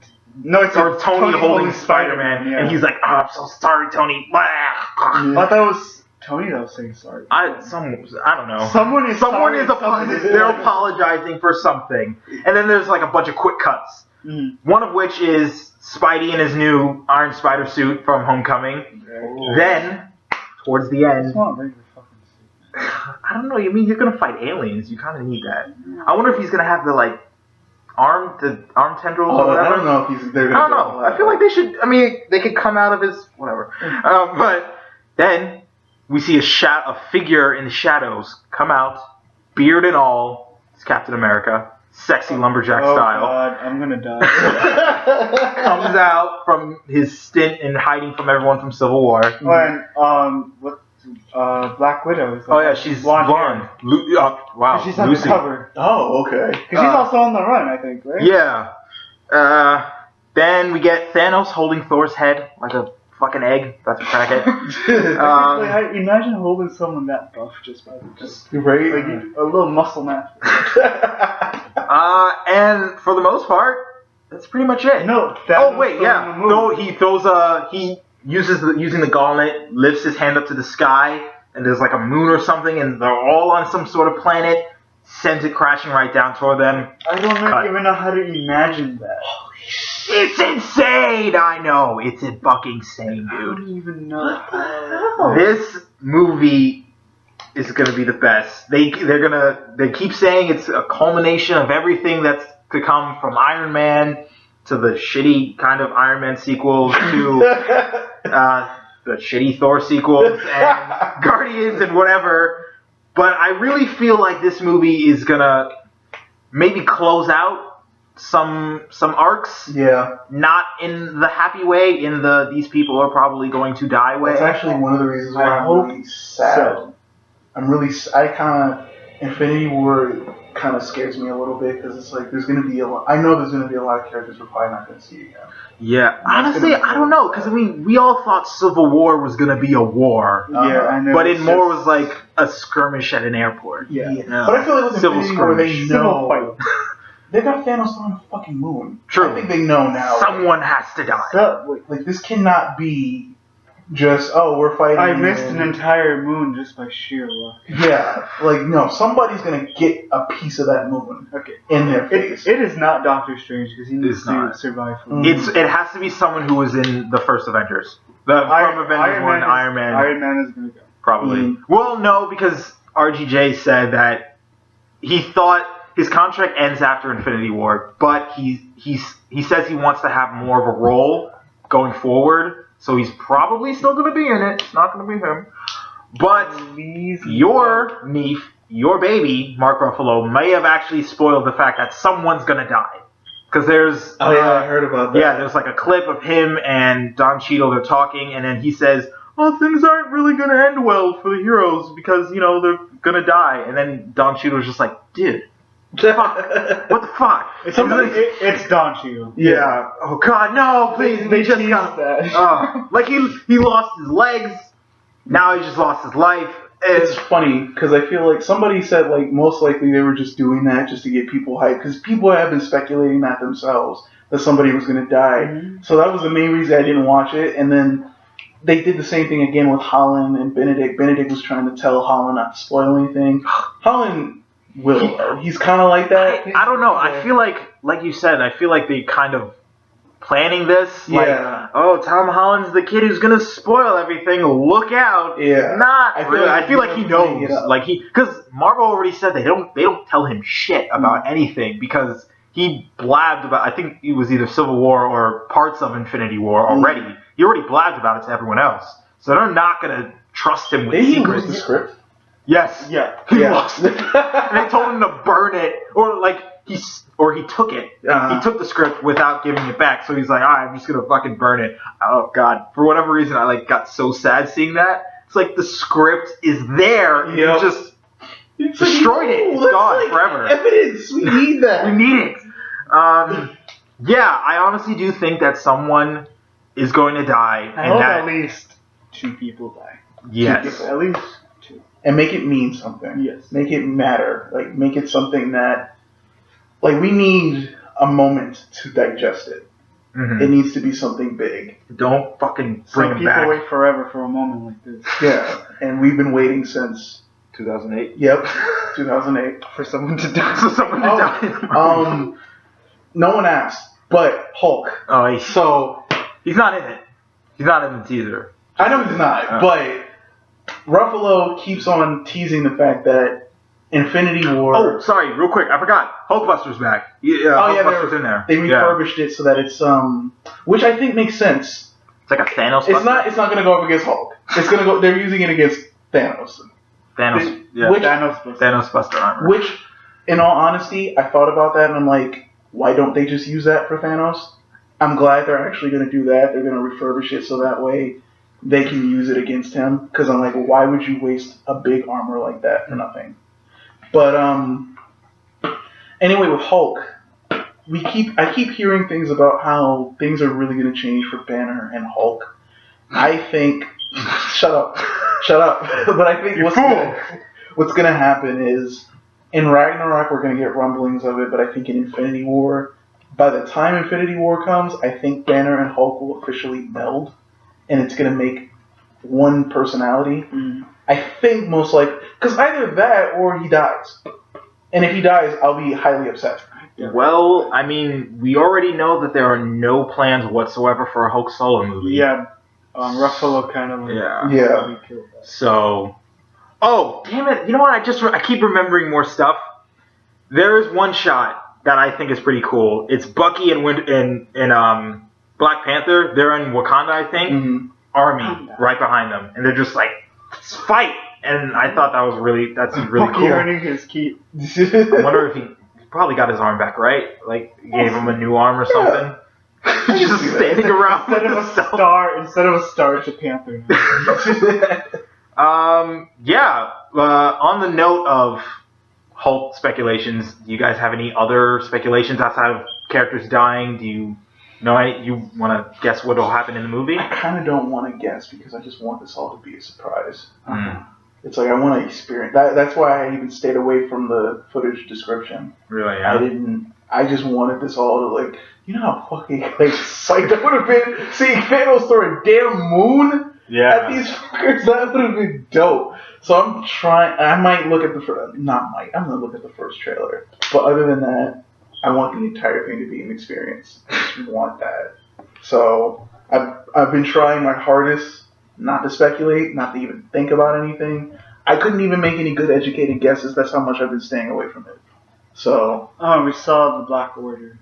Yeah. Okay, now can somebody explain what that is to me? Okay, so I don't know that much, but what I know is that they're Thanos' children. Yeah. I don't know if they mean it in the sense that they're his literal children or they're just children of this order that he cultivated. But I think they were introduced like in a book that came out like a few years, not like a few years ago. I feel like they've been around for a while though. Mm-hmm. They just never. I think in Infinity. Because I've never heard of them. Like I read. Like in the original, they weren't there. They came out in another a more years later. I think even maybe it was 2000s, early 2000s or something. Yeah. My experience with the Black Order are the cartoons, the Guardians of the Galaxy. They're in the Guardians of the Galaxy cartoon, and they show up during the Infinity War arc of Avengers Assembled, and that's pretty much what I know. But I don't know their names. I know one of them is Proxima Midnight. Yeah, that was the girl. She looks. I saw her statue. She looks very built. Yeah. Fun. That was a girl. Yeah, that's the girl. Oh, I thought they were all guys. Nah. Oh, well, there's like 3. And she's like what? She's like for something for like war or something. Yeah. Fun fact, or not so fun fact, when the statues were about to be revealed, everyone saw a cover with 4 figures. And one was super big. People thought that Fantastic Four were going to be in Infinity War. How wrong they were, because it's just these guys. Yeah, I feel like that kind of deflated everything. Because then when they revealed, it's like, it's cool though, but it's like, oh. But like, it would be random. It would, I don't see how they could just be like, oh, and then they're here. They were in space. They were in space the whole time, and it just heard. God. They come to Earth, it's like, so much has changed! Actually, well, no, that's already Guardians, never mind. What? I was going to say, what if Fantastic... Because I know Fantastic Four, their big thing was Galactus, so they had a lot of, intergalactic adventures. Mm-hmm. I was going to say, what if that's kind of their new take on the Fantastic Four, but then I'm like... Guardians is kind of that already. That whole aspect. Well, they have the whole family. Loosely, but it's... I would actually like to see that. I would like to see a Fantastic Four that basically travels from planet to planet or whatever. Mm-hmm. And maybe not even for, not the same way Guardians does it, where it's they're basically for hire. Mm-hmm. It's more no, they're scientists. Yeah, explorers. They're exploring, and if they run into trouble, they'll help. And they have more of a history together, so they're all they genuinely like each other. Mm-hmm. Mm-hmm. I feel like that would actually be a perfect way to set up Galactus. Is they're exploring outer space. They kind of get in his way in one instance, and then that's how they kind of build up this sort of relationship with them, where it's you got in my way this one time, and they could have easily gotten out of that situation, but then it's no, they keep on getting in his way. And it's that's how they built up that rivalry. I would have actually enjoyed having them, because we did see in Guardians of the Galaxy Volume 2, we did see the Watchers, and I felt like that was probably a sign of, hey, maybe we're going to see the Fantastic Four show up, maybe Galactus, etc., but sadly, no. Yeah. I don't know what else I would be expecting, though. I mean, obviously someone has to die. I'm just hoping that it's not... Somebody was speculating that Avengers Tower. Well, to go with what do you call it? Homecoming? Not Homecoming, but damn it, I forgot what I was going to say. Oh no, Fantastic Four. Mm-hmm. They're speculating that they're going to take over Avengers Tower. Well, Tony, at the end of Homecoming showed us that tower is being sold. Yeah. So people are speculating that it's Oscorp, that it'll probably end up being either the Oscorp building. If it ends up being the Baxter building now, I would be so psyched. I just want to see them in the MCU. I think they could do something really fun and interesting with them. Hold up, what was the name of that group again? The Black Order? Okay, because they released concept art, right? Probably. I'm trying to find it, but... I mean, they look great. I mean, they're not that far off from how they look in whatchamacallit, the comics. So No, I mean, Fantastic Four could be fun if they ever do decide. Like, there's a good video by Bob Chipman. He did. It's what he would do for Fantastic Four. He also did one for Spider-Man. Yeah. Both are pretty good, and I think it's what the MCU would do. He basically has it that the Fantastic Four, like you said before, were in space the entire time, and then he sets it in the 60s first, so that just like in the comic, and then through some reason they end up in the present day with Tony Stark and all the people, and it's basically telling Reed Richards' adjustment not only to the new powers, Reed Richards and the Fantastic Four's adjustment not only to their powers, but to the new living arrangements being in the present and all that sort of thing, and that's the sort of arc they have. And Doctor Doom is not the villain in the first one. He's more teased. He's teased at the end and shown in the second, he's teased at the end of the first and shown in the second. Truth be told, I wouldn't have Doctor Doom anytime soon. He's one of those villains. It's kind of like he was ruined 2 times. Yeah. Oh, I mean, the first one, he was okay. It was fun. If we're comparing, we're gonna there is no victor, only doom. Oh God, kill me. Yeah, man. So, I love how this eventually just became us talking about Fantastic Four. I know, right? Because I mean, they would be in the Marvel universe the way it's going now. They fit with the film. Fit, especially now that they're trying to be more space oriented. And I think that's the direction that Phase 4 is going in. Cosmic. Yeah, so Fantastic Four would be perfect for that. James Gunn, Fantastic Four, maybe? You know what I honestly think? What?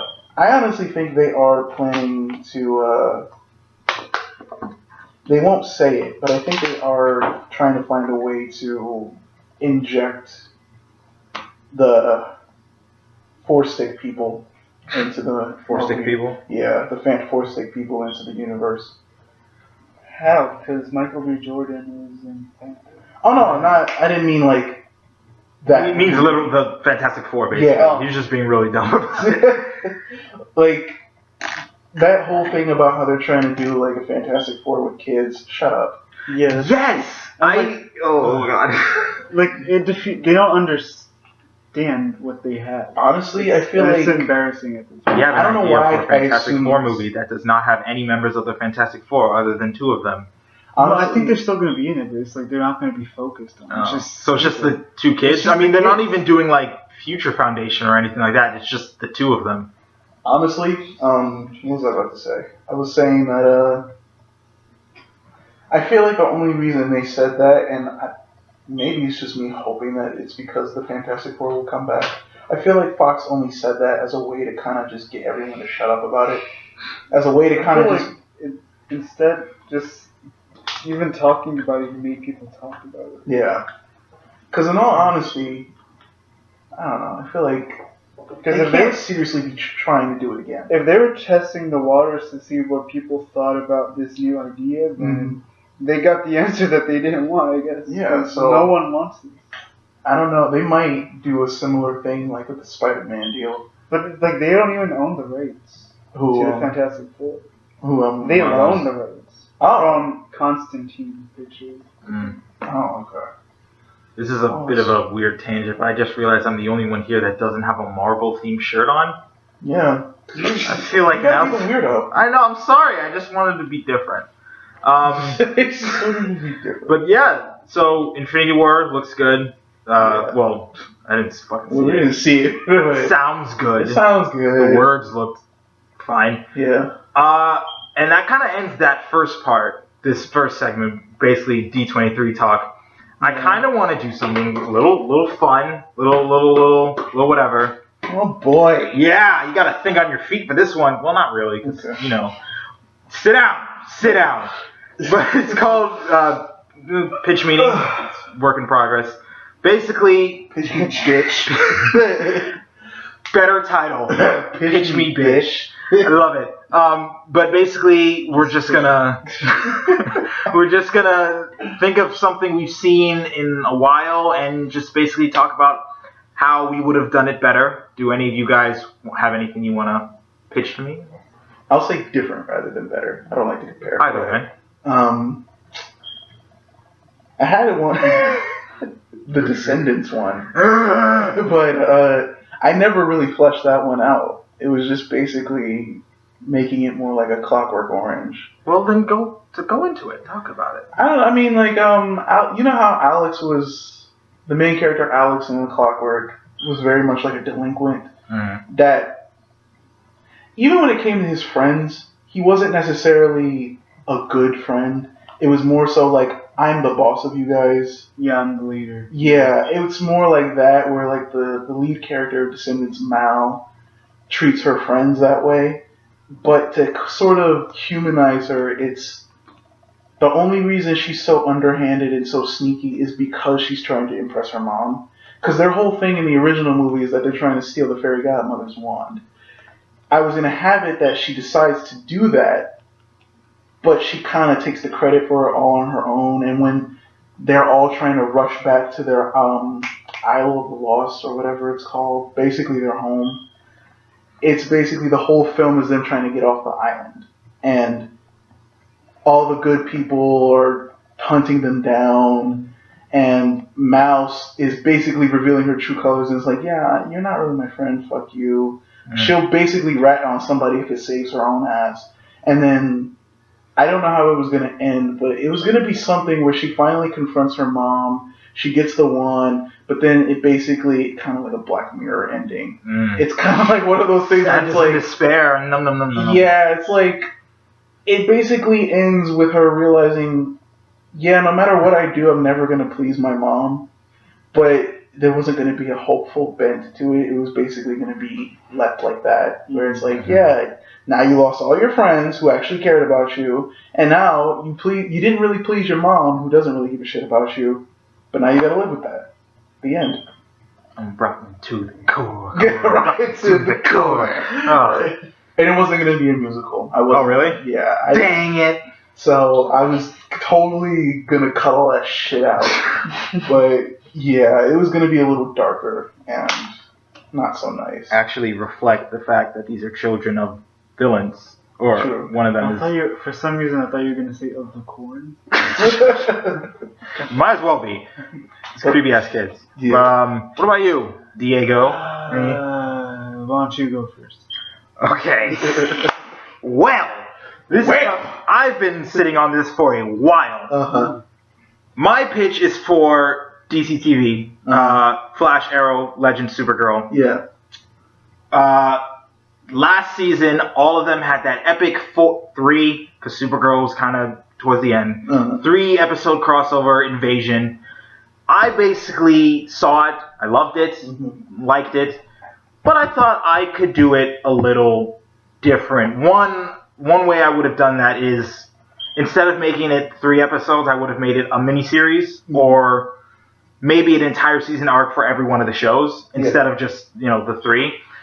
And the way I would have pitched it to like Warner Brothers or CW, pretty much the pilot episode of a Justice League television series. Because this is basically the first time every one of them, including Supergirl, is all together. They even have the Hall of Justice in its original, like, how it looks in the cartoons. They have that. And they're like, oh, what is this? It's just some hall thing I have. It's whatever. Yeah. And then one of them is like, well, you should probably do something with that. And that's it. Yeah. That's all they say about it. And I think it would be cool, to start this off as the first time the Justice League came together. Because in the animated series, it was, after all, an alien invasion that brought all these people together. Oh my god, you know what I just realized? What? They really could do Justice League if they wanted to. Yeah. I didn't think of that as a possibility for some reason. I'm assuming that once Supergirl kind of seems like the loose end. I mean, Black Lightning, but we already know that's not part of this yet. But Supergirl is in like a whole other dimension. So if during the next crossover, I think the next crossover is going to be Crisis on Infinite Earths. And if they do that, it's a good way to meld everything together. And then you can still sort of have the continuity that at some point they all came together to fight the Dominators and the invasion, and then they formed the Justice League. Or the one thing that changed is that afterwards no one went their separate ways. They just kind of stayed together for a little bit, and they made the Justice League. That can either be its own series or a TV movie or miniseries or whatever. But another thing I would have changed is a lot of the interplay between the characters, because you got like a roster of at least 12 people, which is pretty much double that of what the Avengers had their first movie, right? Yeah. And one of the things that kind of caught my eye is there's a character, Sarah Lance, who's White Canary. Yeah. She's bi or a lesbian, it's not quite clear, but she likes women as well. And one of the things that Katie Lotz said was that she liked to think that she had a crush on Supergirl, because there's even a scene where they're training and she kicks the shit out of them. Someone's like, oh man, she's really beating us, and she's like, yeah, it's kind of hot. And I'm like, I want to see more of that. I want to see more of her. She also said that she kind of gets starstruck because she's always this girl who's the kick-ass female or whatever. She's a badass ninja chick, but then she sees this god sort of as Supergirl, goddess in Supergirl, and is like, huh. Maybe You know what that would kind of remind me of? Dragon Ball Z Abridged. How they always have those characters who are like, they have crush. The gay character who has a crush on somebody on the show. They has a crush on Gohan. They has a crush on Gohan. I imagine that's basically her the entire time. Yeah, just like, oh wow. And there's a scene that I think could have been like kind of cute where Supergirl lands and she's like, oh, the president is in this building. They're like, how can you tell? It's like, I can see it. I have X-ray vision. And one of the characters is like, oh, so you can see everybody's dangly parts. And White Canary is like, oh, just shut up. I think it would have been cute if in that scene she was like, yeah, just shut up, dude. And she kind of blushed a little bit, like, oh my god, she can see me, or whatever. Like, so how do I look? And more. Karen's like, oh my god, you can see through walls. Oh my god. Wait, no, she has to be blind. She has to be blind. Be blind like Matt. Oh my god, it's so hot. So hot. So hot. But I would also like to show more of the B characters, like they didn't get a lot of focus, did they? No, they didn't. There was in the episode of Legends of Tomorrow where they go back in time. The characters Felicity and Cisco, they are like the Geek Squad, the nerds. Cisco actually has powers, but at that point he doesn't really do that much except open portals every once in a while. But they get to go back in time and they're super excited about it. I think that would have been nice so that we see more of them and more of the characters on Arrow, because Arrow has, at that time, they had their own sort of Justice League of vigilantes. Yeah. Like a whole, they had Wild Dog, Ragman, another Black Canary, Mr. Terrific. They had all that, and we didn't really see much of them outside of the Arrow part, which is more just about the main cast in the 100th episode, rather than the sidekicks. So I'd rather we see more of them. Even in the finale, when the Dominators come to Earth and they're all over the city, I would like to have had seen a scene where, or I would put a scene where we actually see them fight the Dominators. It's not just the battle on this rooftop in Starling City or Star City. We see the Vigilantes, they're kicking alien ass or whatever. In Central City, we see the CCPD and Kid Flash, who's Kid Flash at this time, but they don't do shit with him, which got me mad. There's literally a scene where he rolls up, and I was just like, go home. He's like, why? Go home. Like, he's faster than Barry, and she's like, get the fuck out of here. You can't fight aliens the first time and expect it to go well. Most of them don't have any fucking powers, and they're killing these things. So I'm like, just let them do it. Let them run. Jeez. And yeah, I'd like to see in Central City Kid Flash. He's suited up because he doesn't have a suit yet, but he's suited up. And he's working with his dad Joe, and they're just like back to back, and he's just running all about Yellow Lightning. I'd love to see that. Yeah, actually, the note here is in all caps, more Kid Flash. Yeah, that's pretty much it. Like, I would really just make this more of a big event type thing, like not just 3 1/4 episodes of a television series. You know, most likely the way it was like that is for money and time. Yeah. Yeah, because that would have been a lot. That's basically a whole movie in and of itself. I feel like the people at CW know that eventually they're going to have to get crazy, you know? Yeah, I mean, they're starting. They've pretty much done like a lot of crazy, by comparison to like a lot of other superhero shows. They're the type that really try to delve into the comic booky type of stuff, especially with Flash. So. Oh yeah, Flash is totally. Well, yeah, Flash is wacky. And Arrow's getting pretty good. It's over now, but you know. And Legends is of course awesome. Time travel. Wait, like Arrow is over? No, it's season 5 is done. Oh, okay. All the shows are done now until October. Oh, alright. So they're not I canceled. thought you meant like, wow, I didn't hear anyone talk about how it's finished completely. That's why I was like, wait, is it really over? I can't imagine the CW without any one of those shows. What was that? I don't know. That was weird. Wait, can I pause this? Can I pause? We're still going. Yeah, we're continuing. Yeah. So that's my pitch. That's what I would do. Diego, you have anything or? No. Well, you better have some for next week. Okay. But yeah. Now we're just pretty much to close out. Just anything we've seen or watched or read that we think is interesting. You watched Valerian. Yes, you did. You want to tell us about that? So last night I saw Valerian. It's visually it's amazing, and like there's like so much so many sequences that are just full of imagination, and like you're really immersed in this world, and that's what it does very well. You feel like you're in this world. Everything's so inventive, creative. So it's good in that aspect. Where the film kind of falls apart is just the narrative.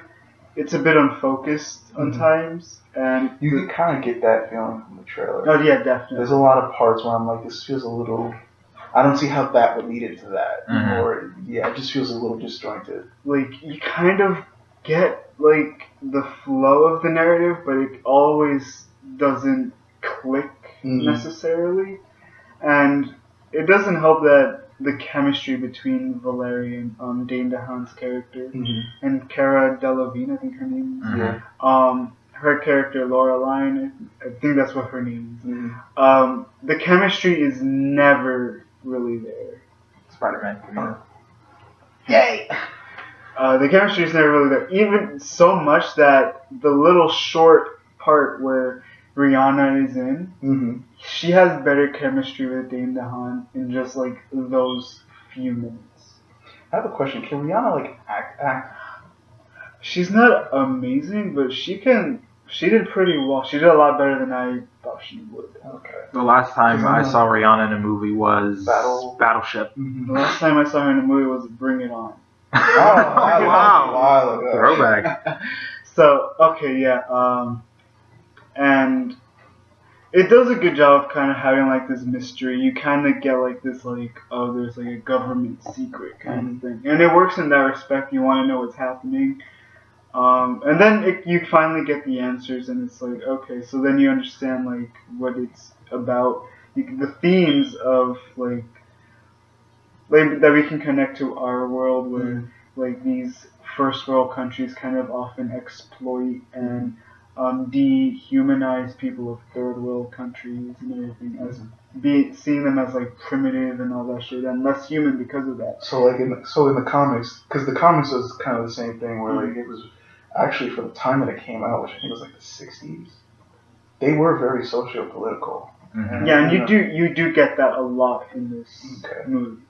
So, and I have to say, it starts off super strong. Like, it starts off like with very little dialogue, if any, and it's just visual storytelling on how the city, Alpha, the city of 1,000 planets, came to be. And that the visual storytelling is really strong at that, and it starts off super strong, and you're thrown right in. You're in it right away. You're interested in everything. It's the characters. They're just fun. Yeah. You know, honestly, when I saw the trailer, they weren't the part that stood out to me. Yeah. It was kind of just like, oh, and there's Cara and Dane, but the world, the way it looked, was amazing. And it's so weird because when I was watching the trailer the first time I saw it, and there was a part where there was like these underwater aliens, I think. And you only really see those aliens in that same shot, and it's just because they're mentioned. Okay. Because when I saw them, I was like, so Avatar?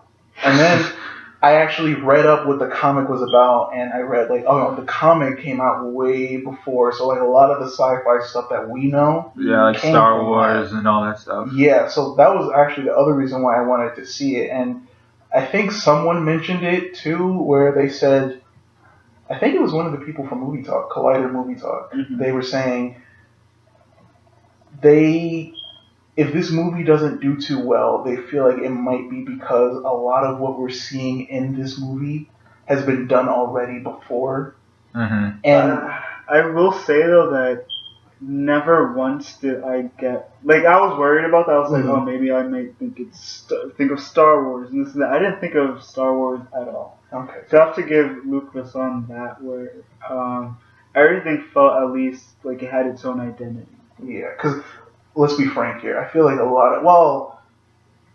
because I think Valerian was something that was from France. It's more popular in France than anything. So I feel like people would take that for granted. They would watch this and go like, I guess this is an original thing. And then they watch it and it's like, okay, well, this is Star Wars, this is Avatar, this is all that. And I feel like a lot of them won't even know, like, well, this came before all of that. Mm. So if you're getting that vibe, it's because of that. And even then, it's like if nowadays, if you tried to watch Star Wars and someone told you, oh, but this is how it all started, and then it's like, well, cool, but I've seen this done in other places before. Mm. So that kind of affects your viewing experience, which sucks. Because then you can't really appreciate it for what it was or what it did back then. Yeah. So, but I'm glad to hear, like, at least Valerian, you know, you don't necessarily think about that too much. Because it looks gorgeous. Yeah, it really does. Just like the images and everything. It looks like a mix of, like, practical and CGI. Yeah. It's beautiful. Like, a lot of the aliens, especially, they look like they were people in costumes or animatronics. And there's, like, this really, like, it's more towards the beginning, this really cool, like, scene. It's, like, a long-ass scene. But they're, like, it's, like, in a marketplace. But the marketplace is, like, in a different dimension. So you see, like, the humans having to put on, like, these things, these glasses and everything. And the marketplace, they go to the marketplace but in another dimension. They need the glasses to see that other dimension to go shopping.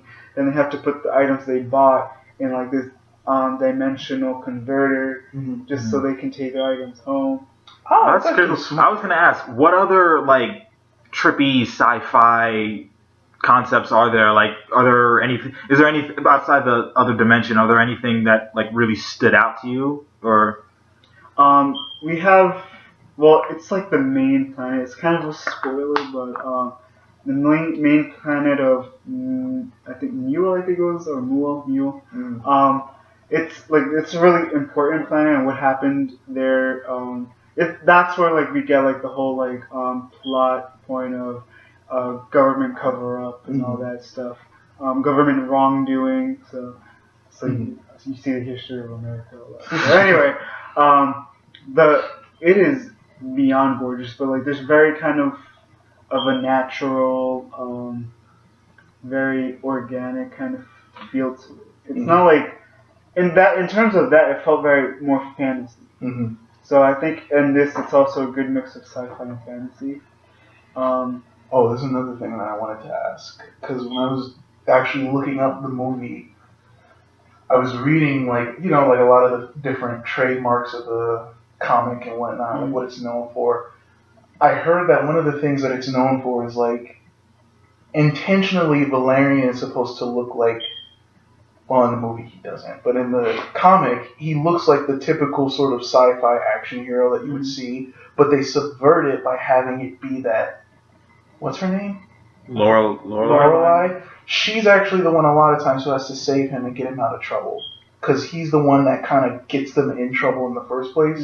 So she has to come in and basically be like, come on, I'm getting your ass out of here. And then rinse, repeat. So is that in the movie? Yeah, is that in the movie? Yeah, there's multiple times where he's doing stuff and he gets himself into chaos. And she's the one who has to try and come help him. And it's like in varying tones. Like sometimes it's very like cheeky. She's very like jokey about it, and then sometimes it's very serious. She takes it seriously.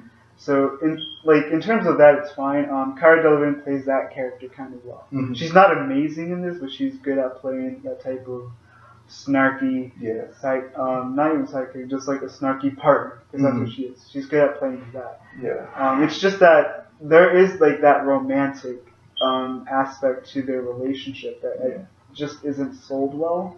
Yeah, I don't know if that's in the original. It might be, but I don't remember if I ever. Yeah, that's where it kind of falls apart because like from the very fucking beginning, it's like very kind of like stilted dialogue about, oh, you have had a lot of women in your history and all that. You go through a lot of women and shit. Oh, but I love you and all this shit. Wait, Dane DeHaan?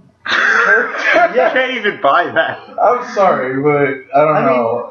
Honestly, if he had the charisma, then maybe. He does have honestly, I do think Dane DeHaan has a certain charisma to him. He has that James Dean kind of vibe to him. So I can. He's in that sort of role. I can see it. It's just that it's very like on the nose. Yeah. Like you don't. It's not done in that visual storytelling that was as good as the opening sequence. Like they just try and shove that on you in the dialogue. Yeah, it's like we like each other. Please believe us. It's like we like each other. I am in love with you. Yeah. Oh, but you are a womanizer. But I only want you. Oh, I don't know. We have a mission. Oh god. And it's like it's that kind of. It's kind of that typical thing that you see in like a lot of TV shows, especially. Where they try to set up really fast. Like, no, they have a history. Yeah. I feel like with the casting, though, I do feel like to play that up, they should have cast someone who was, like, more, like, generic handsome. So that way they could play up the sort of, like, oh, he's the typical handsome sci-fi action hero. Yeah, because in a way, this dude is very much trying to be, like, a James Bond in space. Yeah. That's basically what he's trying to be.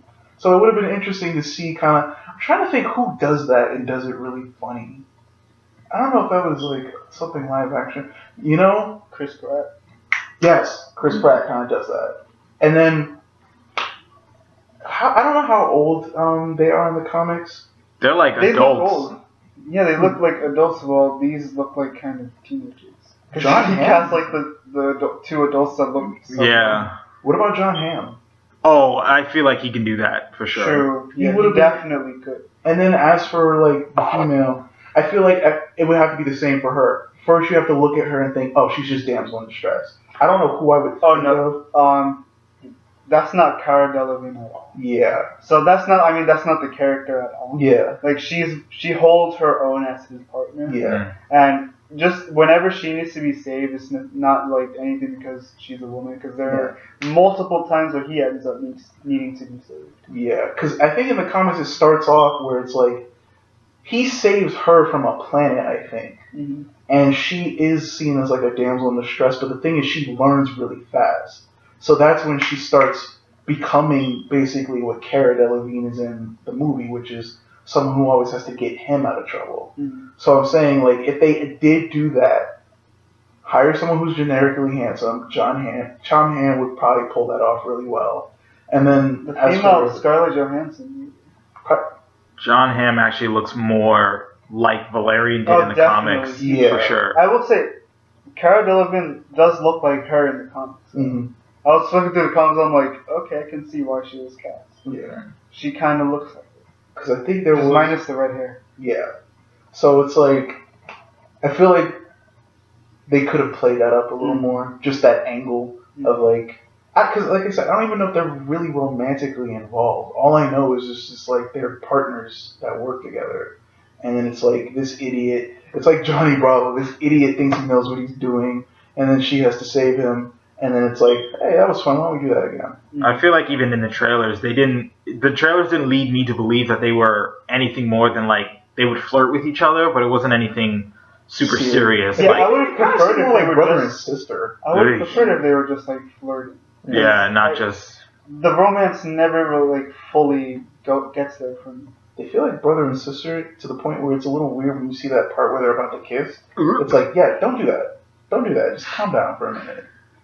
Because it does kind of feel like they're just kind of... Is it weird to say that it feels like they were kind of just there?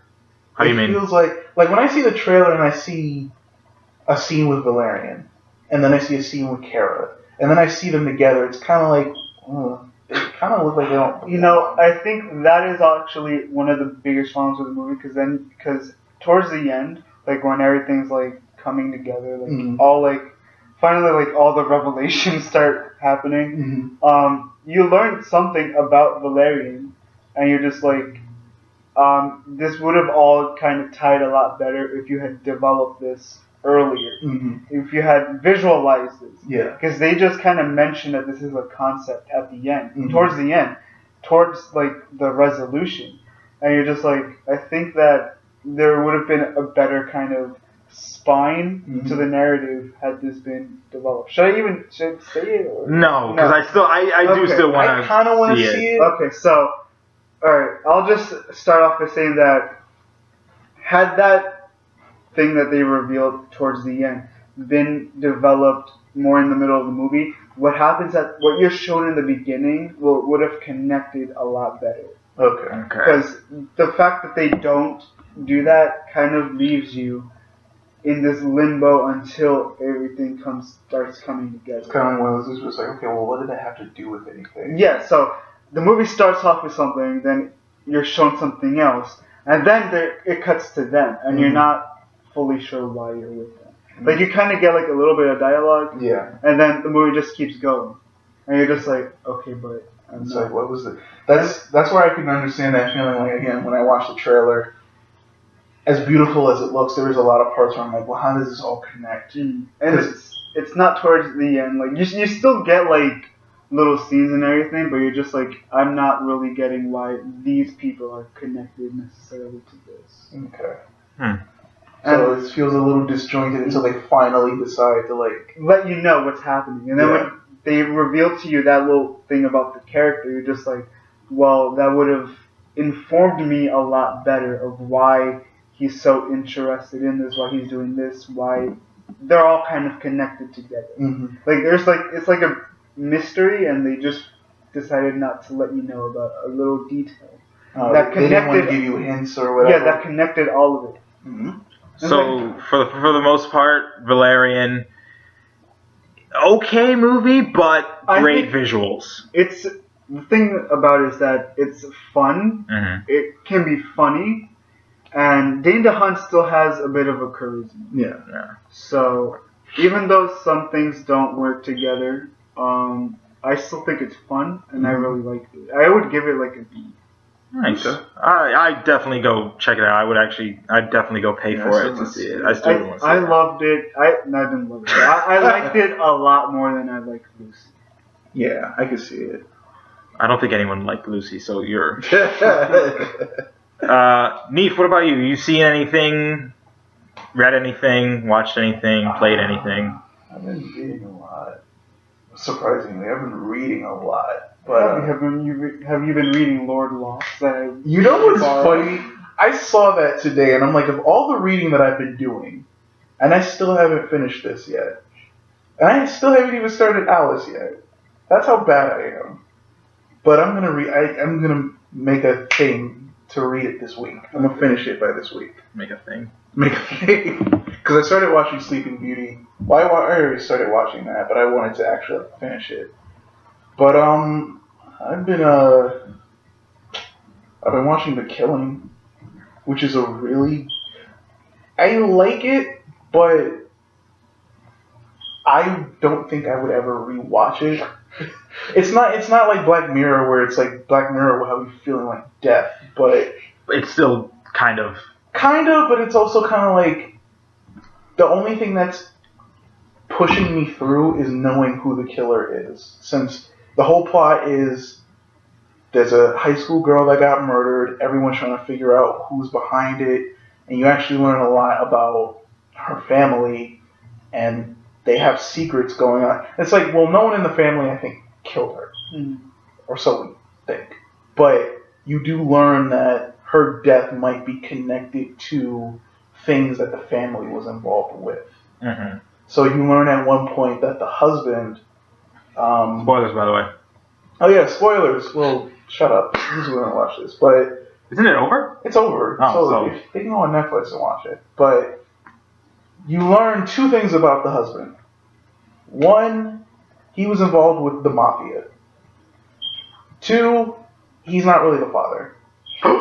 Yeah, so Jerry. and it turns out before the girl Rosie died, she found that out. And now everybody, like, the one thing I do like about it is that you're learning a lot about who Rosie is without her actually being there or her even having dialogue. So, for all intents and purposes, she feels like a really fleshed out character without me even really spending a whole scene with her, which I think is really good. The other character, I really like the character Holder. He's like that white dude that talks like he's black. Oh boy. And the show even kind of makes a joke about it where he's talking to this rich kid and he's using all this slang and ebonics. And he's like, you know you're white, right? But he's a really cool character. I will say this though, the lead character, what's her face? Sarah Linden. I don't really like her. She's kind of one of those characters who the show... I won't say that the show is trying to make you like her, but I think it does a good job of showing you that she's very flawed, almost to a point where you're like, okay, but why should I care? Because it's one of those things where she's a single mom, and she's struggling to be a single mom and also do this case. But at some point, the narrative basically tells you she's not really good at confronting emotions. And it's just because of the way that she was raised. So because of that, in order to avoid her feelings about things, she buries herself in this case. And it gets to a point where a lot of times people call her out on how she's treating her son. And she's trying to be there for her son, but then it's like, no one's forcing you to work this case. There are plenty of people throughout the show who are saying, you can leave this case if you want to. As a matter of fact, there are some who are even saying, leave it alone. We've got people handling this. But she's like, no, I gotta take care of this case. And then her son Jack, there's a point where, what do you call it? Child services basically visits. What's the thing? What's the thing? What do you call it? What's that thing that happens when, like, they're gonna take your kid away? Your parents are abusive or whatever. And then they both have to basically, like, kind of sneak out and leave the whatever, I think, motel they're in at the time because child services came to visit. And she's trying to comfort him, and the kid's not really a good actor, but he's crying and basically saying, leave me alone, and, like, yelling at her. And it's like, I would feel bad, but then I'm like, no, I get it. She's really, like, there are times where it feels like she's just ignoring her kid. And she's all like, oh, but he's... And then she had a husband who basically ran out on her. And now he's trying to be there for his son because he sees how bad he's struggling. And on the one hand, I'm like, well, you can't pick and choose when you want to be in a kid's life. But the fact that his mom is basically kind of doing the same thing, it's like, well, this kid needs fucking somebody. And then she's just being like an asshole and was like, if you come near my fucking house again, near my kid, I'm calling the cops on you. And I'm like, because you're not even here to be there for him. It's like, if they call the cops, they probably have a warrant for your arrest.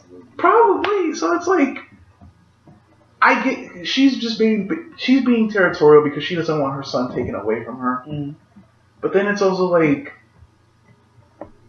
I just don't, I don't like it because she's trying. I don't like it. I don't like it because she's just trying so hard to be the good parent. And on the one hand, you like her for that. But then it's also like, you're an asshole because you choose your work over your kid. And people have been giving you the option to drop this case. And then the minute someone tries to tell you, like, yeah, your kid is hurting, not even trying to blame her, they're just saying, your kid is kind of upset right now and he needs you. She does this passive-aggressive thing where it's like, oh, I'm sorry that I'm such a bad parent then. I guess I just need to work on that. And I'm like, you're really getting the wrong message out of this. You're really acting like a little brat right now. And it's not even about you. It's about your kid. And then it's like, how is it you spend like 5 minutes with my kid and you think you know what's best for him? And it got to a point where even her partner Holder, he let them stay over at his house, and he's like saying, yeah, Jack kind of seems like he needs you right now. And it turns out he's like, he was addicted to meth at one point, and he's been seeing, like, he's been going to like 12 steps, and like he's a part of like a group or whatever. She kind of throws that in his face at one point to kind of get him off of his back about, you know, Jack. She was like, are you still, how's things going with you and your sponsor? I wouldn't want you to fall off. And then he's like, at least I own my problem. And then walks out like a fucking G. Oh, like, there you go. Shit. Because that's my problem with she can't own her shit for the life of her. And then she wants to act like this. She has no sense of humor. She acts like a stoic asshole about everything to the point where when she smiles, you know how sometimes when you see a character smile, it's weird. It's weird, especially like she'll smile and it'll be like, ugh, too much tea. Too much tea that I'm just like, that's not natural coming from you. It's like they force it out of their bodies. Yeah. Like they're just trying way too hard. And Holder, he's just so chill and so funny, and because you're already dealing with an already dark story to begin with, that you kind of need some levity every now and then. He brings it, and he's the one that kind of tells her, like, yo, take a chill pill for just a minute. And I really like him. I recently saw an episode where he got the shit beat out of him, though, and left for dead. But, oh, damn. Yeah. I hope he's okay. He should be okay. He's in the last season, so he's fine. But, yeah. I've been watching that. I've been watching the show called Lollyrock. Lollyrock? What's that? Granted, I started watching this because my sister likes shows like this, and we have a thing where we both watch shows like that together to see who can beat the other one first. She beat me. It's basically kind of like, think like those shows like Wings Club, Sailor Moon, and all that. Actually, I was showing you, there was a Dragon Ball in one episode. Oh, that's what that was. It was that. It's one of those shows where it's clearly anime influenced, and it's not terrible, but it takes a lot of energy to watch. And I told my sister that, and she's like, really, honey, energy? And I'm like, shut up, leave me alone. But it really does. It's one of those shows where you see Miraculous Ladybug, like a couple episodes, kind of like that. Yeah. So I'm on season 2 now. But I went through 2 seasons of that. Huh? You went through 2 seasons of that? What, a Miraculous or no, the Lollyrock? Yeah, if it's like Miraculous Ladybug. Yeah. Well, I had to take a break actually. I finished season 1, and then I thought I was gonna finish season 2 that same weekend, but then I'm like, I can't fucking do it. So I set it down, and I'm like, I'll come back to it eventually. Need stronger will. Yeah. I mean, there's a lot about the show that I like. There was one okay, the one thing I don't like about the show is I'm not really like strict when it comes to things like power levels and all that stuff, and when it comes to shows like that. But what they'll do is they'll introduce a power and then not talk about it, and then introduce the next evolution to that power, but not talk about that either. So there's this episode where one of the main characters, Iris, achieves this sort of form where basically, I think she has a flower in her hair, it becomes a tiara, and she gains power. And then it becomes a flower again. And I'm like, oh, okay, what was that? Then there's another episode where she basically turns, I call it Super Princess, because it looks like Super Saiyan, but pink. And her hair turns white, and the entire place, because like, one of her friends is about to basically die. She's about to fall off this roller coaster and die, and also this boy she likes. She transforms, time stops, everything turns pink.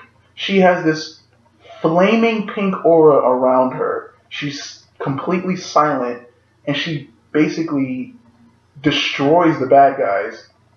And then she turns to normal. We don't know what the fuck that was.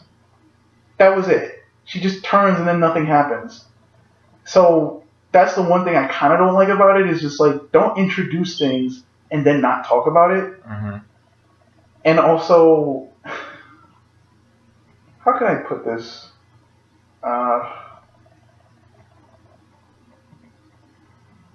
The way it's written,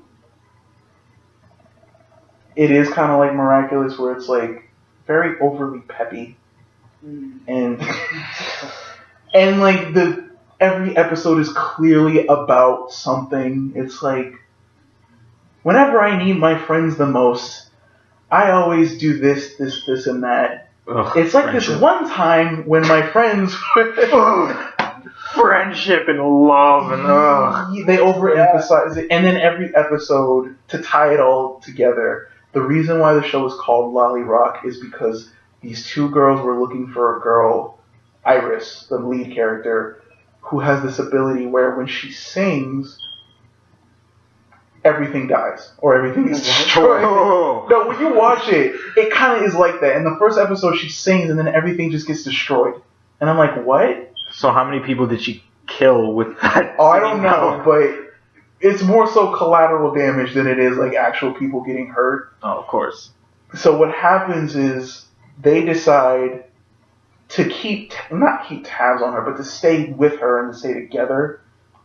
They disguise, it's kind of like Jim and the Holograms, they disguise their superhero type thing as being in a band called Lolly Rock.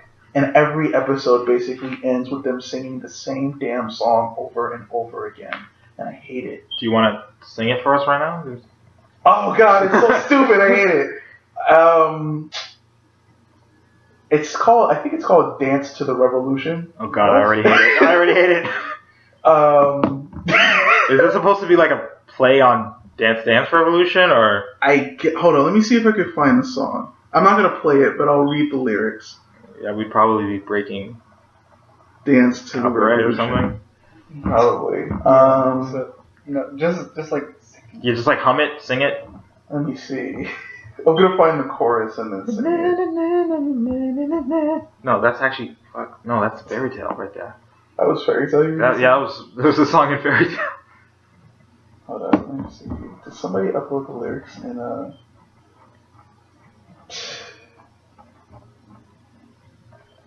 Oh, here it is. I was singing so that you can hear. Wait, are you going all the way upstairs? Yeah, I had to do something. Oh, okay. Just sing it as loud as you can. Okay. We are energetic, we are charismatic party on the planet dance to the revolution. And then the next part is like, don't be automatic, just be supersonic, let go, never panic, dance to the revolution. Stand up, you can follow, wake up, sing and holler, loving one another. Okay. If that's not Grammy material right there, I do not know what is. Now see, they have another song that's actually better. It's like moving faster than the speed of light. Da, da, da, da, da, da, da, da. It's more something that's catchier and more melodic, so it's not annoying. But the first one, I just cannot stand it. It's so stupid. Automatic. It's legit what you would think of if you thought, let's write a song for this girl show. A really shitty song, lazily about put together. princesses and fairies and all that. Like, I hate it. But the second song is actually really adorable. I love it. Oh, that's nice. Yeah. So what's this show called again? Lolly Rock. Lolly Rock. Is it on like Nickelodeon or? It's on Netflix. Oh, it's on And Netflix. apparently there's going to be a third season. Is it Oh, my. original? They call it that, but it was actually made in France. So they that's just- why they call it a Netflix original, but it's really not. But it's actually, I'll put it like this, the action parts I think are really cool. And when they decide to explore the powers for a change, that's also really cool. Huh. But, Neat. yeah. That's what I've been watching. Did you start Castlevania? Oh, did you? Oh, it's really good. How long is it? It's 4 eps. Like, 20 minutes. Yeah. okay, They're very short. yeah, I can really finish that. It's really bloody too. I imagine Yeah. it would be. But we're all adults here. Oh! I'm not going to get into it, but please watch the Hotel Transylvania cartoon. Oh. Please. Why? Especially you. The animation is amazing. Okay, you said that it was just okay. It is, but it's the animation that wins me over. The storylines are like, they're fun, but nothing great. I mean, the movies aren't really good. True. But, like, if you watch it, like, for a TV show, the animation is actually really good. Like, they got a lot of smearing, they got a lot of squash and stretch. These are, like, people who are like, this is going to be an animator's wet dream. And I love it for that. I just saw, they have 7 episodes so far that are on demand. Check it out, it's actually pretty cool. Okay. And the way they sometimes put a clever twist on like the monsters that they have in it, that's fun. But yeah, that's it. Interesting. Of all the things I mentioned, Hotel Transylvania, not Lolly Rock, not the incredible soundtrack that most likely I'm probably gonna buy. No, dude, Lolly Rock. Watch it after Hotel. Or don't watch it at all. I mean, that could also work. That's what I'm doing. I'm telling you, it's not terrible. It's just, it gets annoying. It's like with Miraculous. You gotta get used to it. I never got used to it. Yeah. I can understand why nobody would finish it, because it's just like... Well, I mean, doesn't it kind of have a real, actual following, like, on Tumblr? It does, but, okay, look. I'll put it like this. Miraculous is bearable because it doesn't have the song thing going for it. Whereas... Lolly Rock is just... Bad. Not even... Unbearable. It's hard to say bad because it's like, I like a lot of things. Not all that enjoyable. Yeah, it takes a lot to watch it, and it's not amazing, but when it does something right, it does it right, and... So until it actually does something good, you have to have an enormous amount of willpower to keep forcing yourself to watch this thing until something... It's one of those things where, like, you know how in Magical Girl shows they always repeat the transformation animation? Uh-huh. They do that a lot, and it actually looks nice, but it gets to a point where it's like, we get it. Can you, like, do something different with this, please? Like, they'll go through the entire... Luckily, it's only a trio. So, I think they added, like, 2 new members, though. The last season, they added 2 new members, so I'm gonna have to watch 5 fucking transformations every damn episode. And the only reason why I'm really watching is because I accidentally looked at some of the stuff that happens later, and it turns out the main 3 girls that we know turned evil for some reason, and I'm like, what's the story behind that? So, of course, I'm like, let me watch and see. Haven't gotten to it yet, and I'm like, stop torturing me.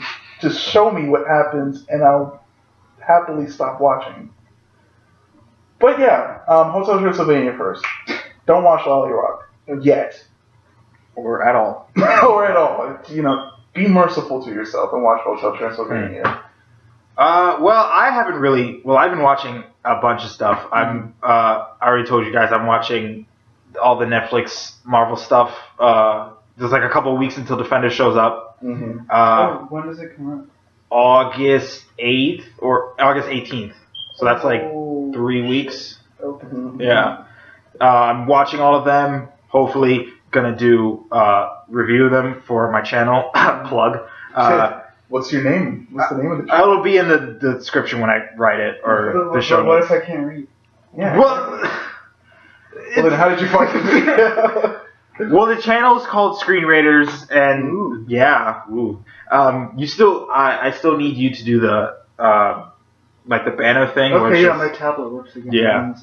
Right now, my thumbnail is just my Bitmoji of me and Batman sitting with a thing of popcorn. Mm-hmm. So, I mean, it kind of fits. But yeah, I've been watching the Marvel Netflix stuff. Daredevil, love it. Not that thrilled to start watching Jessica Jones again. I still like it.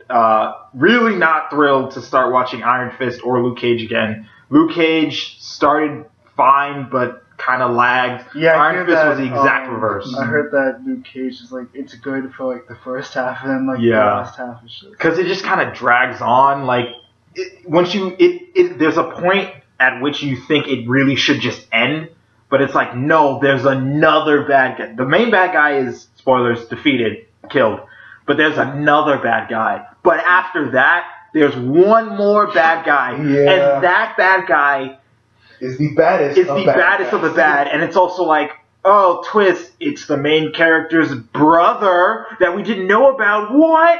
And it's like, okay. And he has a British accent. Yeah. Oh, that would have sealed the deal. They should have done that. Yeah. It's like, it's also like, it's kind of cool because it's one of those things that it has a style to it. It's really kind of like those 70s blaxploitation films and stuff. A lot of Hot Brother or that sort of thing. Given the fact the Get Down came out at a similar time. Yeah. I feel like they could have really played up that angle more with Luke Cage. Seeing what the Get Down was able to do with it, I do feel like Luke Cage should have just pushed that a little more. Mm-hmm. And I feel like with a lot of, not just Marvel Netflix series, but with a lot of Netflix series in general, what I notice what a lot of people do, or at least I think they do it, based on like how every episode is structured. They kind of structure it more like a 13 episode movie, rather than like episodic necessarily. So it's like, this section of this movie will be episode 1. This section will be episode 2. But it's not like they fine tune it based on like episodic structure. So like every episode, it's kind of like you're waiting for, like when you watch a movie, there's an inciting incident, there's this, that, and the third. A whole episode might be an inciting incident. Mm-hmm. So it's like, and I feel like with certain shows, especially Luke Cage, you start to feel that at one point. Yeah. I told John, I think the one episode that I feel is absolutely solid is the first one, because it just has a nice structure to it. Whereas the rest, it's kind of like, it's easy for it to blend. And that's why for a lot of series, especially some of the Marvel series, because I think Daredevil and Jessica were really good. Yeah, they're definitely at the top of my list and a lot of other people's lists. Daredevil, I can't really pin down why it is exactly I love it so much. I just know that I love it. I think it just kind of flows better. I mean, they do the same thing with Jessica Jones, where there's a single bad guy, and the entire arc of that season is just stopping him. But it just kind of feels like there's no like meandering about, you know. The only complaint I really have for at least season 1 is that the episode 7 stick feels like an episode that shouldn't be there, because it goes on about like the Hand and this secret war that feels more in line with what they did in season 2. Yeah. And that's the one episode that kind of made me step back and be like, that shouldn't be there. But everything else is fine. And I love, what's his name? Vincent D'Onofrio as Kingpin. Yeah. He's the best Marvel villain ever created ever in anything ever. Oh, speaking of villains, Spider-Man Homecoming. That was a good movie. Oh, yeah. Did you see it? Did you see it yet? See it. See it right now. Well, not right now, because we're doing something right now. Oh, actually, no. What I have to say is kind of hilarious. What I have to say about that movie is kind of something that I feel would be better for like a whole podcast. Because next week's episode. It's like bonus Diego still hasn't. There's some I'm someone who liked the movie, but I'm hearing some complaints about it. Some that where I'm like, I could see what you mean, but then on the other hand, I'm like, it's one of those things where it's like you kind of have to take it or leave it. Mm-hmm. Either you like what they changed, or you don't. Because what they changed, I don't have a problem with. Mm-hmm. I think they did great for what it was supposed to be. But I could also see someone going like, yeah, I could understand why they wouldn't be too big a fan of whatever changes they made. I feel like that would kind of be me after like another viewing of it. Because when I saw it the first time, I thought it was amazing. Yeah. I thought it was the best. It's amazing Spider-Man. Yeah. I thought it was the best thing ever. It was a better Spider-Man movie than the Spider-Man movies we got, excluding 1 and 2 of Raimi. Yeah. Those are pretty good. But I feel like the more I see it, the more problems I'll like sort of have with it. The more I'll sort of see the flaws or whatever. But I will say this though. I'll bring this one thing up, and it's something that I feel like it's something I feel like actually does matter in terms of like with Peter Parker. Peter Parker in this movie is very childlike, and it's kind of like playing off of like what happened in Civil War. He was very excitable about being a superhero and all that stuff.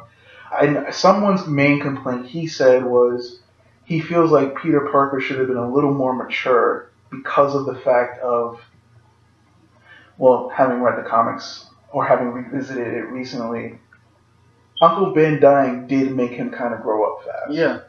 In this movie, though, you kind of don't really get that feeling. It's like they really do play up that angle of like him being childlike, and it's especially because of the whole Avengers thing going on. That's one of those things where I feel like you either take it or you leave it. Because when I was watching the movie, I didn't mind it. I just take it as another interpretation. But I also see how if your version of Peter Parker that you love is the one who's more mature, who's more snarky than he is, because this one's still a motor mouth, but he's not as snarky as in the comics. Best way I remember you describing Peter Parker is he's an asshole, but he's an asshole to the people that we don't like. Yeah. So to the villains, he's being a bully, but to us it's funny because they're idiots and villains. But in this one, it's more so funny because it's kind of like, oh my god, I'm Spider-Man, fucking, oh my god, this Vulture punch, all that stuff. Yeah, so it's like, it's funny in that sense. So you can almost say like it feels like a different character in a lot of cases. But again, if you're down for that, you're gonna have a blast. If not, it'll affect how you enjoy this one. I also think this isn't Iron Man 4. It's not. But it is another movie where Tony Stark is yet again responsible for the shit that happens. Like Iron Man 1, it was his fault because weapons. Iron Man 2, again, his fault. Iron Man 3, he kind of called the Mandarin to him. Avengers. Ultron, Avengers, yeah. Weapons. And then here he's like, oh yeah, he kind of screwed Vulture out of, well, I guess, is this a spoiler? Well, I think we all kind of... It happens in the first few minutes. Oh, yeah, well, yeah, I think it is in the trailer. But yeah, Tony Stark, in conjunction with the government, creates damage control, and he kind of screws the Vulture out of a construction job. So that's why he becomes evil. So it's like, yeah, Tony, you kind of messed up. And he's kind of also like he's sweeping it under the rug because like Peter Parker wants to deal with it, but he's like, no, don't worry about it. It'll solve itself out or whatever. So, see, my only thing about that is like in this movie, whereas the other ones I can see how he's like directly involved, even kind of with Iron Man 2 with his dad fucking over this other character's dad. So that's why they have this rivalry going on. With this one, I feel like it's more like, no, Tony was making a responsible decision in this case. It's just unfortunate that the decision kind of screwed over someone else. Okay. It's one of those things where it's like, someone makes a decision that ultimately someone's not going to be happy with. And in this case, it was just a Vulture. Vulture just got fucked over out of a job. But Tony, I mean, he didn't know that was going to happen. He was just like, yo, there's a mess here that we have to clean up. And he did the responsible thing and hired people to clean it up, especially people who are qualified to do it. We just see them as like bad guys in that situation because Vulture, again, he's the little guy. And it's like, well, what the fuck? I spent all my money so that we could try and clean up this whole thing. Now I'm out of a job. What am I supposed to do? I think there's everyone loves Michael Keaton as Vulture, but I also think one of the reasons why is because I'm getting very real Heisenberg Breaking Bad vibes because he's someone who has a family and is doing something illegal in order to make sure that they're okay financially. So I feel like that's why people really like him. It's compelling enough. Well, it's more compelling than a lot of even arguably Zemo, arguably, and definitely more compelling than a lot of the other Marvel bad guys. I will say this. Do you remember in the trailer when he was in the car and he was basically threatening Peter? Oh, that was great. Oh, in the movie, it's really great. It's dark. Like he legit, like he makes it a point to say like they kind of reworked the line a little bit. He said he basically is telling this little kid like, I'll kill you and everyone you care about to protect me and mine. I think right off the bat, you know it was going to be crazy. Like, he turns around. Well, you don't see it in the trailer, but he has something in his hand, and it's a gun. He, like, legit pulls out a gun, faces it right towards Peter, and I was just like, oh, shit. I didn't even notice that. No, yeah. I did. I thought it was something else, but I heard someone else say, because I saw it in, like, bootleg, but someone else said, no, yeah, that's a gun. He pulled out a gun from the glove compartment, just like, hey, buddy. Also, I feel like that would be a spoiler, but he kind of, yeah, we'll talk about that later. I'll just say that with the family thing, when he says it, like, it's scary, because he's just like, no, I'll kill you. Yeah. He says it like he has no problem doing it, like, don't step in my territory because I will fucking annihilate you. And he has no qualms about doing it whatsoever. He's just, and there is a part before where he kind of, I can't say it. That's a spoiler. That's the spoiler. That is also really, it's really good, and it's funny and really scary at the same time. Yeah. Like, and also like, well, the twist, it's actually a legitimate twist. It is, but I think. Yeah. Oh wait, you know who? Should we say it? Who her father is, right? Who Liz? Yeah. Well, also, does that not make her Liz Allen? Does that make her Liz Toombs? Yeah.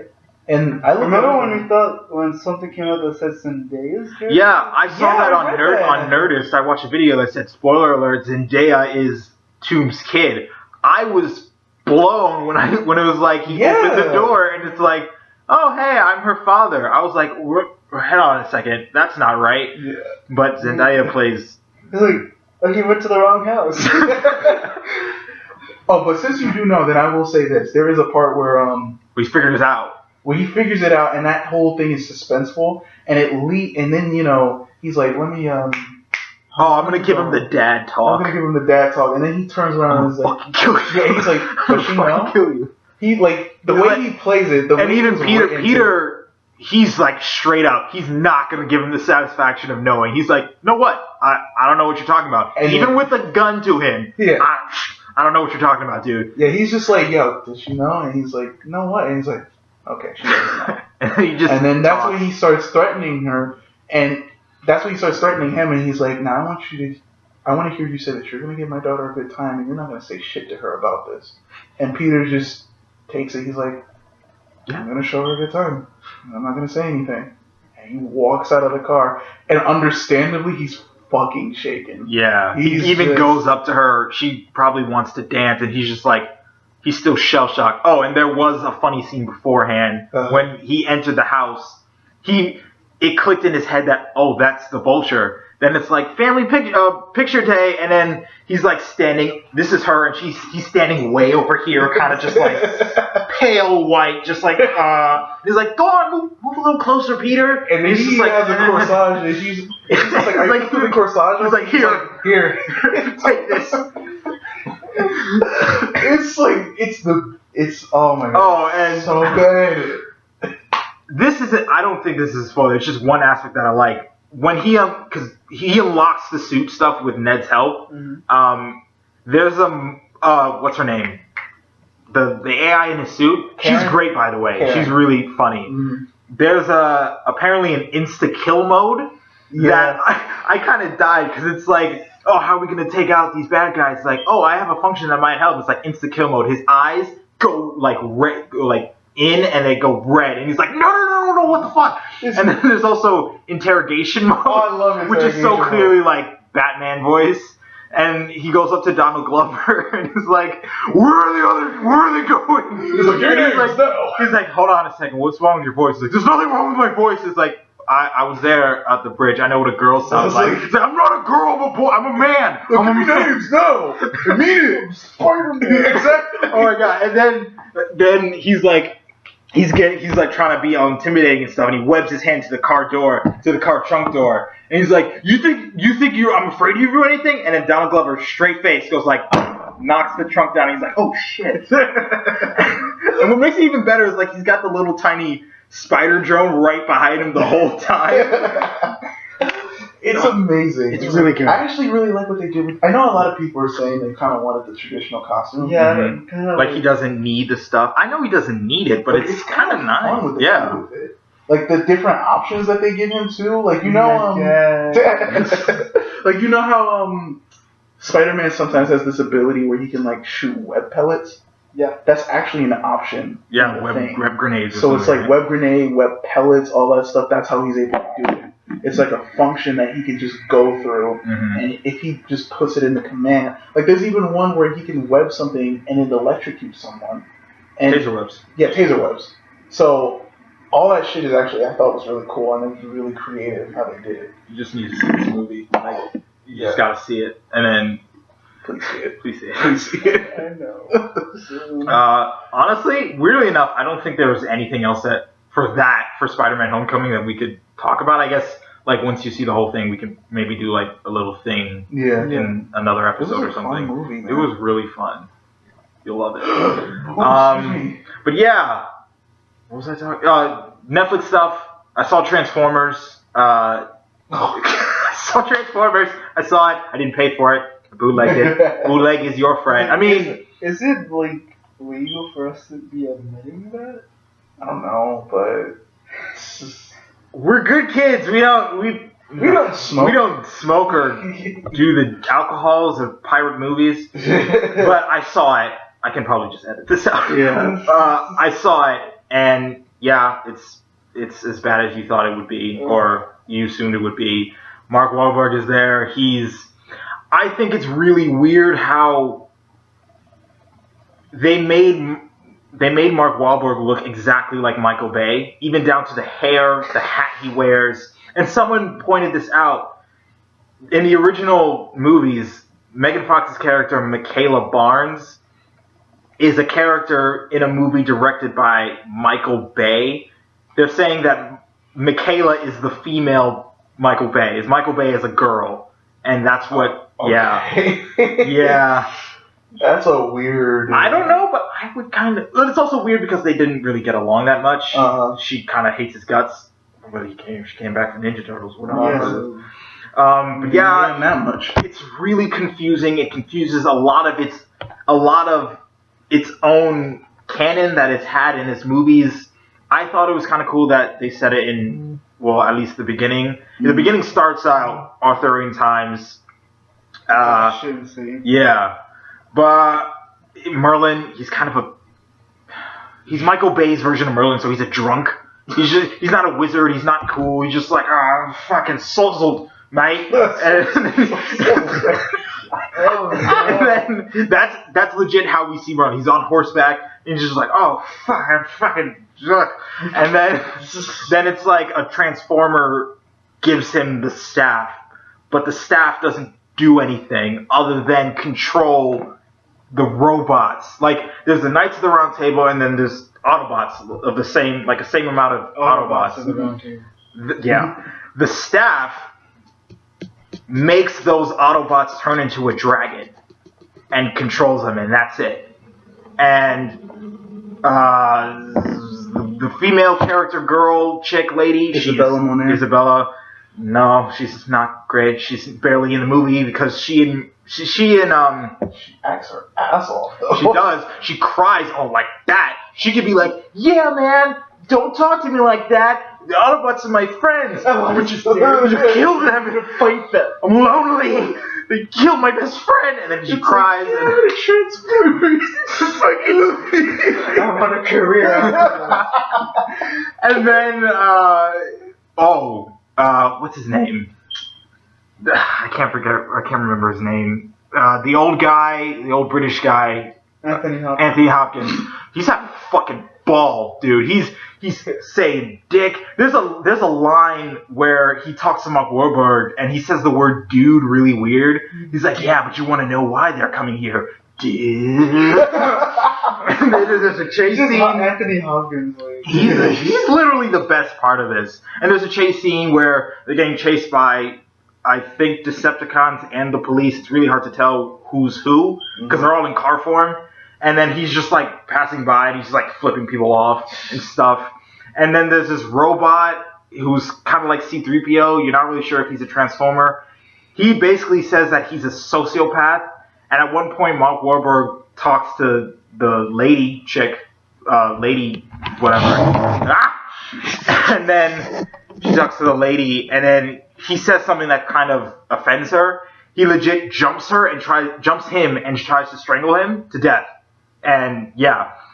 And also, Earth apparently is an Autobot. Yeah. No, not an Autobot, is a Transformer. Yeah. So it's like the Transformer you want to see but can't, because if you do, Earth destroyed, and I'm pretty sure they're never going to do anything with that ever. So It doesn't make any goddamn sense. it doesn't. And yeah, that's what I've been watching. So we're gonna say goodbye from now. Do you guys have like social medias and stuff? Where can people find you if you want them to? You can find me at D's Nuts, because I'm not telling you nothing. telling you nothing. I really don't think I have anywhere you guys should go. I'd have to make a social media for Yeah. professionals. Because a just lot of my have my stuff is for Instagram. personal stuff. Well, you can find me on the YouTubes. It's Screen Raiders, and I can't remember my Instagram is Age. I'll put it in the show notes. Age of Nostalgia. Yeah, it's like a lot of underscores. Yeah, so I don't know what we're gonna do next week. So if you like this and want to give us an idea, you can probably leave it in the comments or something. That's something you could do. So this was the nostalgic age of podcasting coming to you. There's live. a name for it. I already told you the name. Oh, wait, many worlds podcast. Hashtag it or whatever. Oh, okay. So yeah, AKA the nostalgic age of podcasting. or that. Yeah. Okay, we're gonna go now. Bye. Sponsored by Nestle Pure Life. Get it? Because life is pure. They don't sponsor us. We're just trying to get them to. Yeah, please. Bye. Need money.